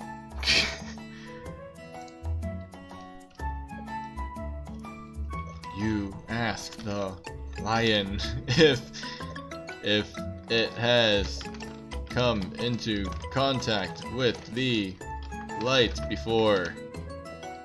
Uh-oh. This is not the first time I've seen this blight. It is a terrible disease that comes from the sky. It takes everything from its victims, even their lives. This lion better not backstab me. Story. Let's hurry and get those roots then. And save this village. I can smell them. There's an odd scent about them, but it is familiar. I will guide you to the roots. The lion then leads you to a clearing in the forest. Story. In this clearing is a giant, towering tree with sprawling roots strewn about the floor, the forest floor.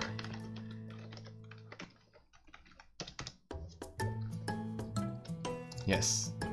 You asked the lion if there's anything he can do about the blight. The blight is a terrible disease, but we had no time for that. We need to get those roots. You go up to the giant tree and begin digging. Gotta get those roots. You find a few of the roots, but most of them are too large to fit. You examine a couple of the roots closer. The root appears to be burnt. Say, these roots look burnt. Do you have any idea why they look burnt? No, not the roots. We need those roots. The roots are sick. The most effective way to cure them is burn them. I believe there is one burning site nearby.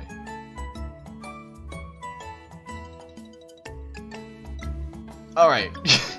Hold on, let's retry that one. This is the forest.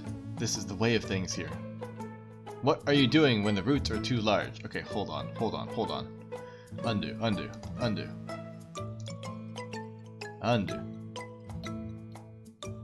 Let's actually redo this one. Hold on. We're rewriting history. There's not much to the roots. In fact, they are about as hard as rocks.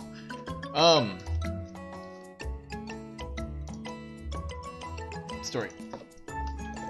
You pull as hard as you can and manage to break off one of the roots. We need these roots. You look back at the lion. There's a small opening in the root. We can get to the inside. The lion takes a knife from its holster and begins cutting the root open. Oh, okay. So we're going inside the roots of the tree. All right, sounds good to me. Story. Once the lion has cut a hole big enough to fit through, you enter the roots of the tree. I don't know what's going on anymore. The roots of the tree show you a small, dark hole with light leaking out from it. The smell of death is heavy in the air, and the feeling in your chest is almost unbearable. Say, is this right? I thought we needed the roots. We needed the roots to cure the blight.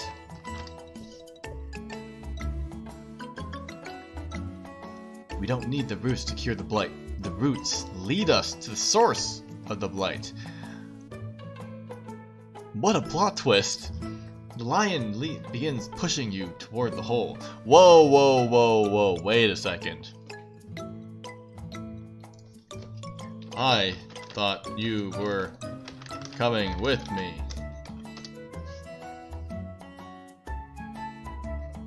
I am coming with you, but there is no time for that now. The roots are our only hope.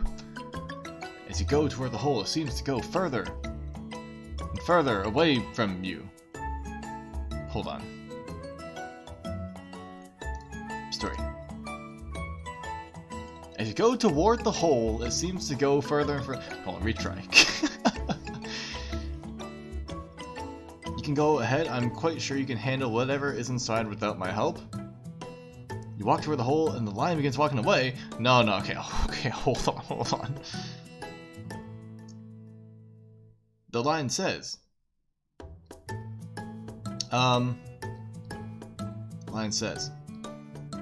story.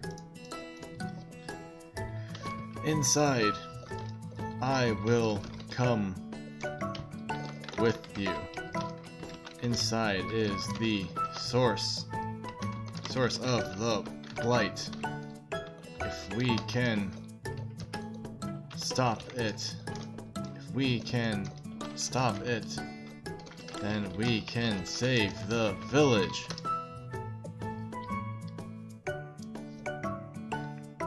The lion leads you inside the hole. The smell of death is much stronger inside the hole, which causes your mind to reel and your hand shake uncontrollably. Wait, am I still a tiger, or am I a human now? I think I'm a human now, but I'm not too sure. that part wasn't really that part wasn't really made clear. That's okay though. That's okay. Causes your mind to reel and your hand to shake uncontrollably. You notice that the shaking isn't coming from your hand. Rather, the entire room. The entire opening inside the hole starts to shake as it is trying to break free. We need to hurry. You enter the hole and find yourself in a dark, damp cavern.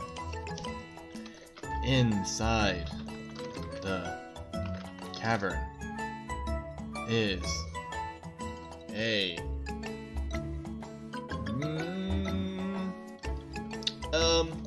coming from the cavern is a thick green mist.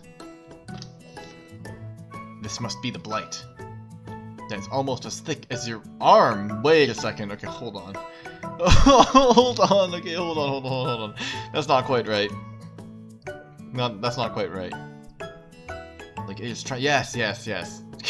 that feels a bit more like it. The air of the cavern is heavy, and it feels as though the smell of death is somehow more powerful here. There's nowhere to go. Ask. How can we stop the source of the blight? This is an ancient place. I can feel it. There's a way out. The lion turns to you and says,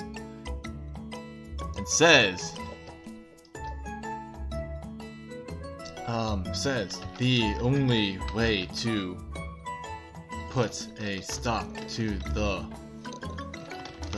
blight is with a sacrifice. I will sacrifice myself. No, Mr. Lion, no! You must escape the cavern and bring back my body. The lion begins walking slowly toward you. You can see the life draining from the lion's eyes. No! Oh wait, no, that's a tilde. Hold on, that makes it sound a bit... You must do what I tell you to do. I will... No, okay. Oh, okay, whoops, I didn't mean to do that. The lion continued walking toward you. Okay, sure. The lion's body begins to glow as the mist begins to dissipate. No, Mr. Lion! The lion reaches toward you with his paw. You jump back instinctively but are unable to move. It brings its paw closer and closer to your face.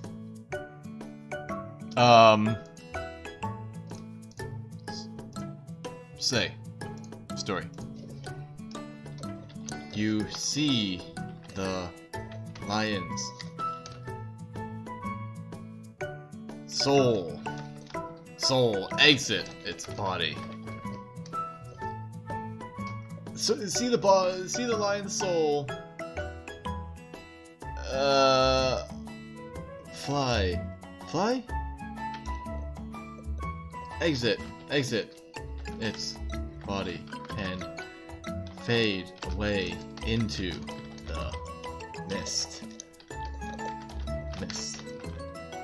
It's lifeless. body slumps onto yours. No! You turn to the lion. It says, "I'm sorry, I had to do this. You must escape." You regain control of your body and begin running out of the cavern as fast as you can.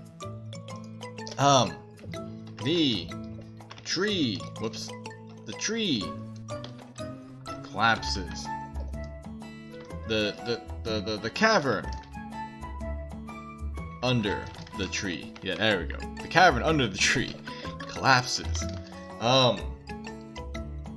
And you can end the feeling of death. The feeling of death disappears. The blight must be gone now. The village must be saved. Wait a second. Hold on. Hold on.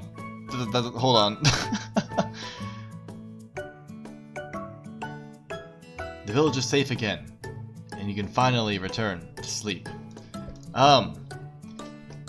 You make your way back to the temple and inform the man of what has happened and of the lion's sacrifice. Sacrifice. Whoops. The man looks at the lion's body with a sad look of regret. There's no way to live. I'll build you a tomb to honor the lion's sacrifice. Yes. Story. Say. It's the least we can do. How do I get rid of this? Stop doing that. What's going on? Come on, okay, oh, there we go. It is an ancient tradition for a member of my tribe to be worthy of a tomb. You should be honored. You and the man both turn to face the lion's body. The man says... Story. The man says, "The blight is gone now, and the village is safe. Where do you plan to go next on your travels?"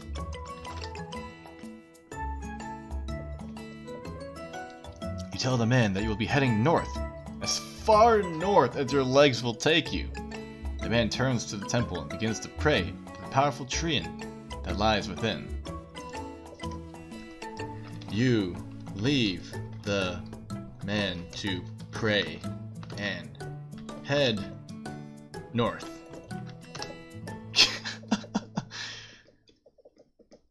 On your journey, you make it one day's trek north of the village before you run into a group of bandits.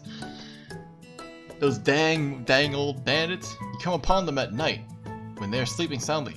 Oh, they're sleeping. Okay, hold on. Okay, so we saved the village now. Okay, we saved the village. We're heading off on our journey. Found some bandits.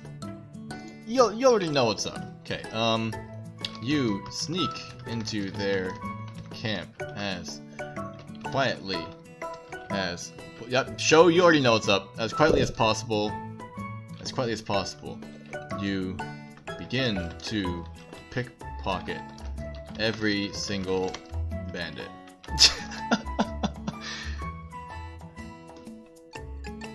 You can find...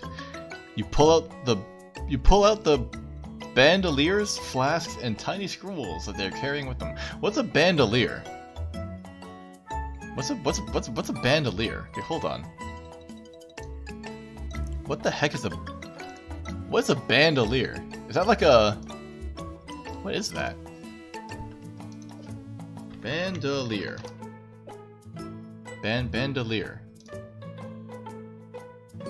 Oh, it's like, okay, it's like a thing that you put bullets on around your chest? Okay. I see. Okay. Tiny scrolls that they're carrying with them. Story. You examine one of the scrolls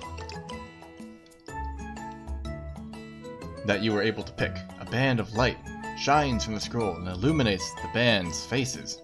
You bring the scroll to eye level and peer at it. Hold on.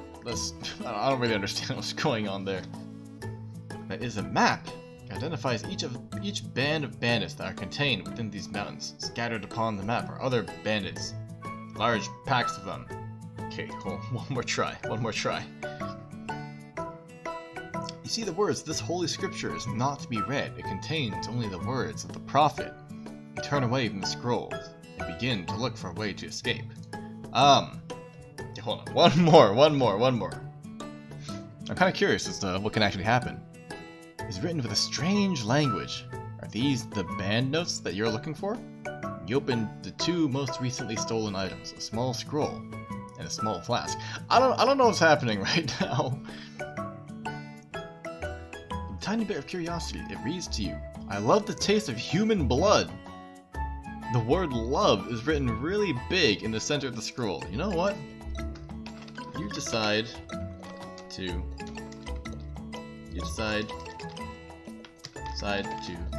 leave the scroll alone. And continuing on your journey to the north. You have no idea where you are heading, but you are sure of one thing. You are not going to be staying in the villages. You're not going to be staying in villages anymore. What in the world is happening? As you continue north,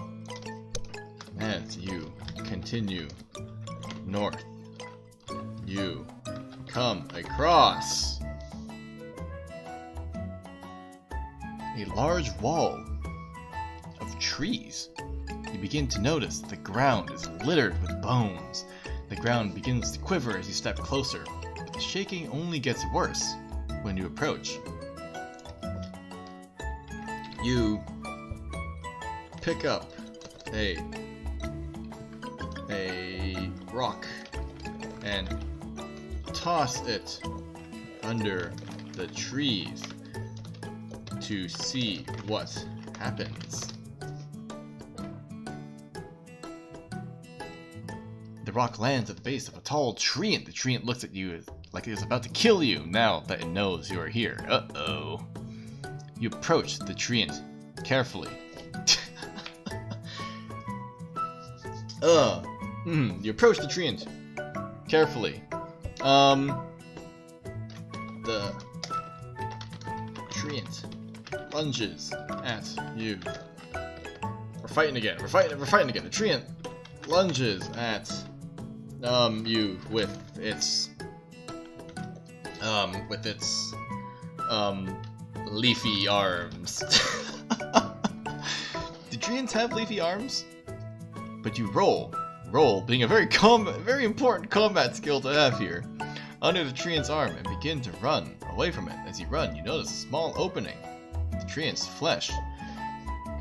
Remember, we still have a bow with us. You take out the bow you kept with you.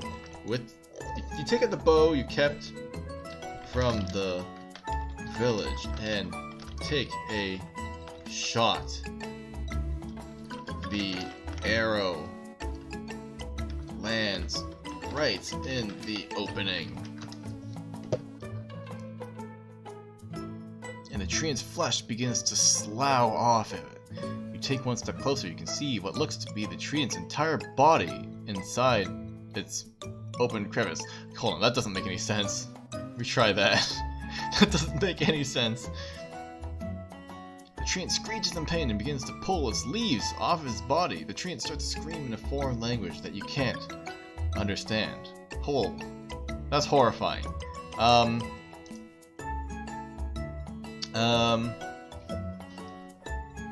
The treant then goes silent and falls over just like a fallen tree. You take a deep breath and examine the treant. The treant is made out of an impenetrable natural material that you can't even scratch with your bare hands. On the treant, on one of the branches coming out of the treants, coming out of the treants. Oh, okay, hold on. You can spell. Coming out of the treant's body is a small fruit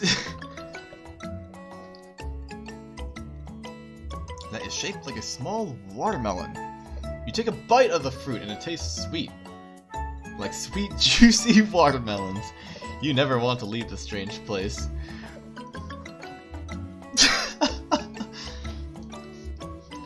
But you decide that your journey is more important. And you continue northwards. Sweet, juicy watermelons. You continue north until the ground begins to shake. The ground shakes for a long time, but eventually stops. You wait and listen for any sign of danger, but you hear nothing. You decide that it should be fine. Should be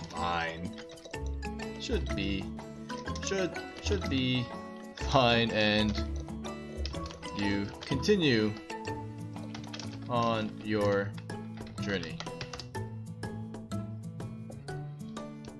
To the north, you make it to the base of the mountains that you're seen from the village. The mountain towers above you and looks very intimidating.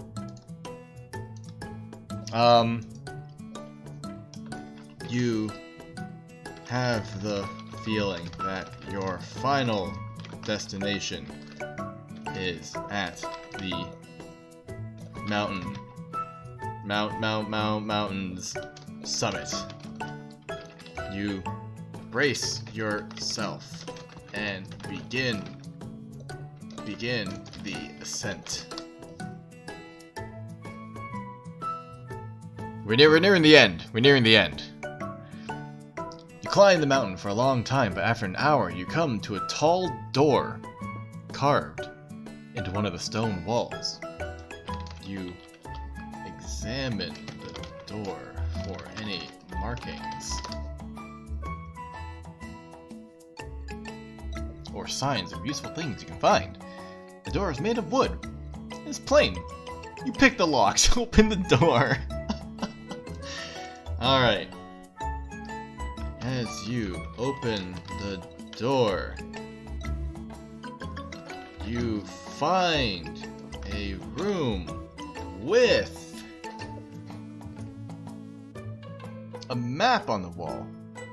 The map looks to be a very accurate map of this mountain. It shows you a way out, but also shows you that the door can only be opened from the inside. How did I open it from the outside then? What? Excuse me?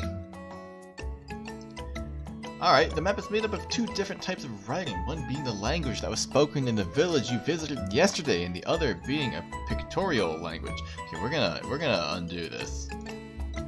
We're gonna undo this. Hold on. What else is in the room? That doesn't make any sense. You find a room with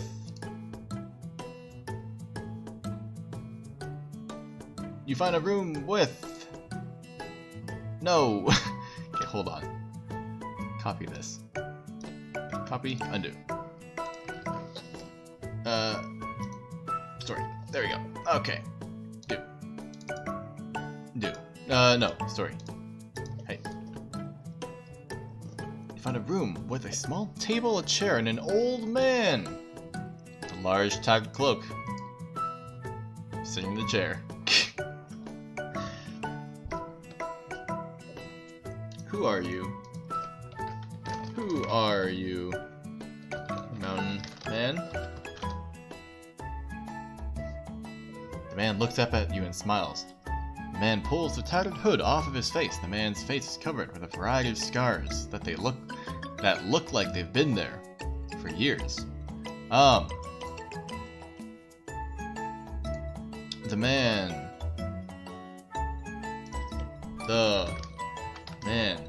says that you must be trying to reach the summit.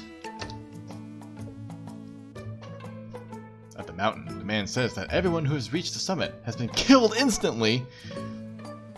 It's clear to you that the man is telling the truth.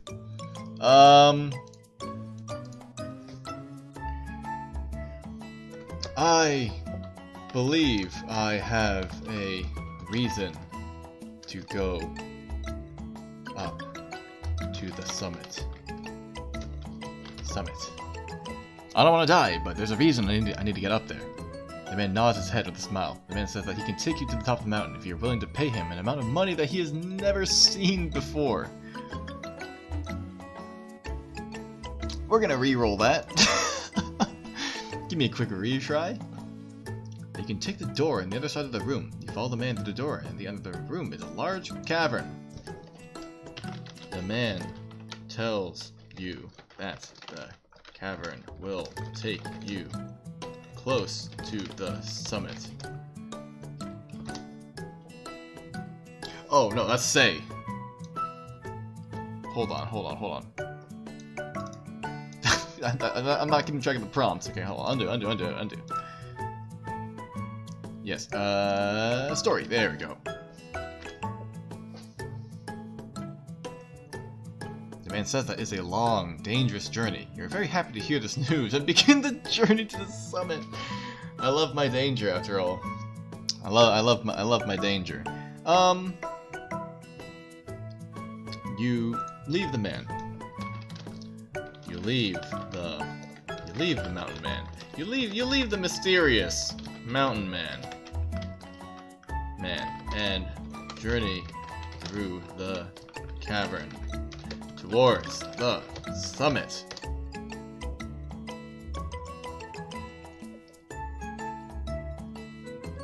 You reach the base of the summit, and the path is quite steep. The path begins to zing in your ears, and you find yourself fighting for your balance. This must be what the man meant when everyone who goes to the summit dies. No, the man's not here anymore. Hold on. Retry. You find yourself climbing faster and faster to reach the top of the hill. You reach the top and find that the summit is much different than you had thought. Story. At the top of the mountain is a clearing. And in this clearing is what appears to be a portal. This must be why no one ever returns after reaching the top.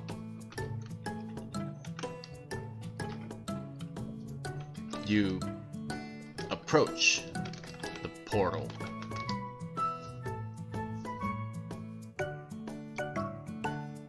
And walk through it, your mind racing with all of the possibilities. You're at the top of a strange, large mountain. The sky is large, filled with white clouds. Okay, hold on. No. Hold on. I want to put a period at the end of this. Send. No, wait, what? Undo. Hi. Whoops. Oh, no. There we go. No. You go inside the portal and find yourself in a very strange place. You begin to make your way towards the center of the clearing. Well, retry. This part of the story is a bit clearer in my head.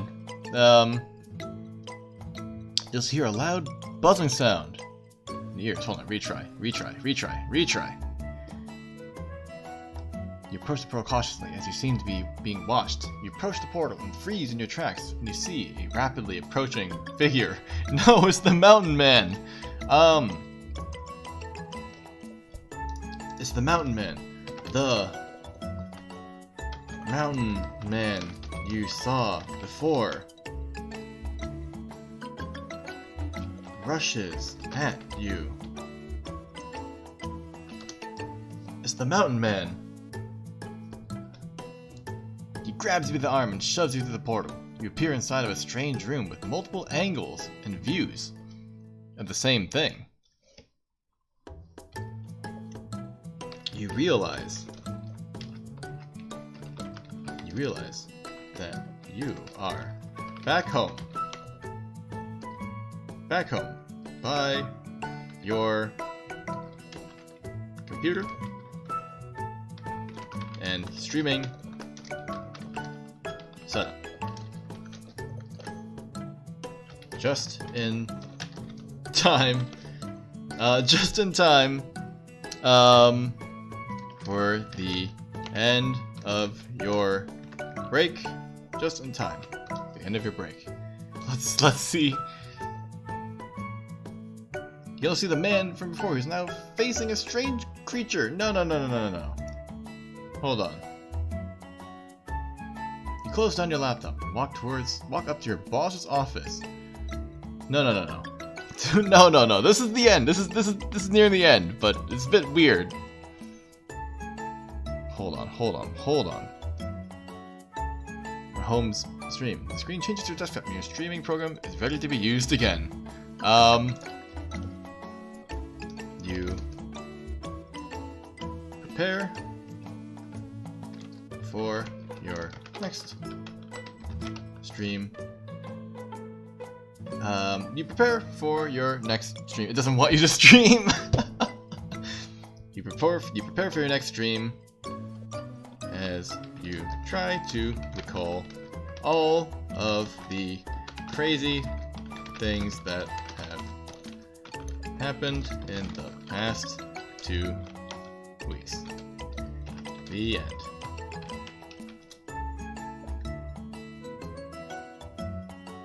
And that's it.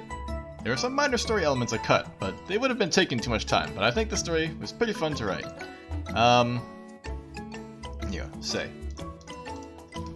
I hope you guys all enjoyed watching. The stream is over, and the last stream has finished, but the room does not appear to be going anywhere. You're in the room again in your own house, and the screen is displaying a message. Hold on. The game thinks it's not over yet. Now for some fan art. This is my characters are at. Alright, okay, hold on. One more. The room responds with a resounding chorus of "You bet," and the screen blacks out. The end. Alright. I think that's not a bad way to end it. Okay. And that is the crazy story of how my 2-week break went. Hope you guys enjoyed. I didn't think that we would be going for as long as we did, but you know, some crazy stuff happened, and I wanted to see how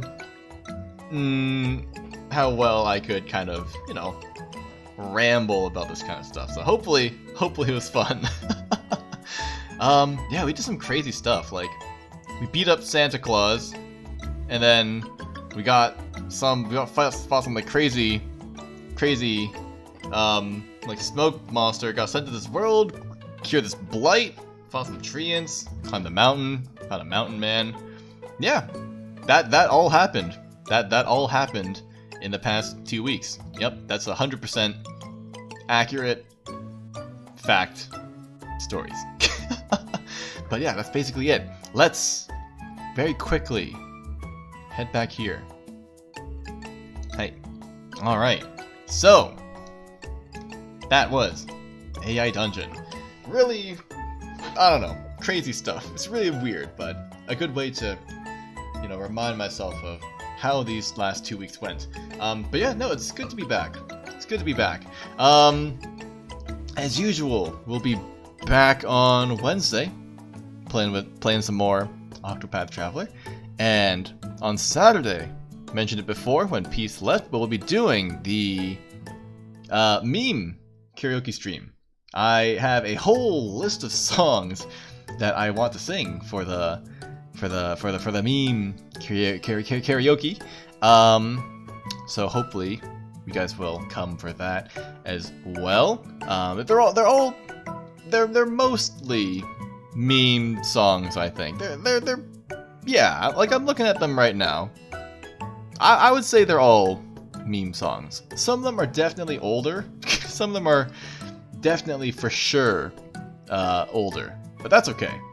That's okay. We like old songs too. I'm a boomer after all. But yeah, I'm looking forward to doing some karaoke on Saturday. And one thing I didn't bring it up during the stream though, but like at the beginning of the game, it really liked talking about using my phone to take pictures of things, and I couldn't help but think to something else that happened during my break that did not get reflected in the story, is that I actually pretty much like destroyed my phone, because I have a Samsung S8 and I dropped it on like some pretty hard ground, and like the bottom part of the screen, like maybe like half of an inch on the bottom of the screen is like absolutely just shattered.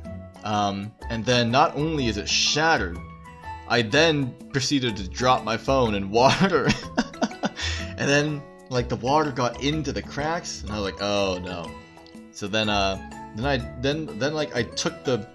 basically had to like take the back cover of the phone off, but the back cover of the phone is also glass.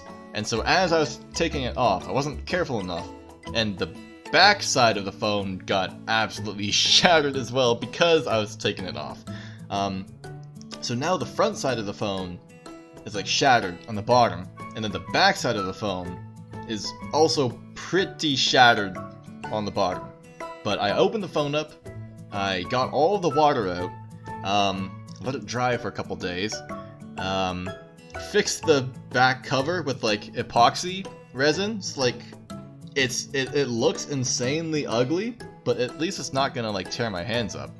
And then I got a screen protector to put on the front of my phone to cover up the, you know, shattered screen on the bottom. So my phone, my poor phone, has been through a lot in the past 2 weeks, but it still works perfectly fine, despite the shattered screen and the fact that water got into it for like a good 10 minutes. So, you know, all's well that ends well. DIY master. Oh, thank you. I don't usually tinker around inside like phones. I'm not a huge fan of like opening them up because I'm always afraid of like, you know, doing something bad.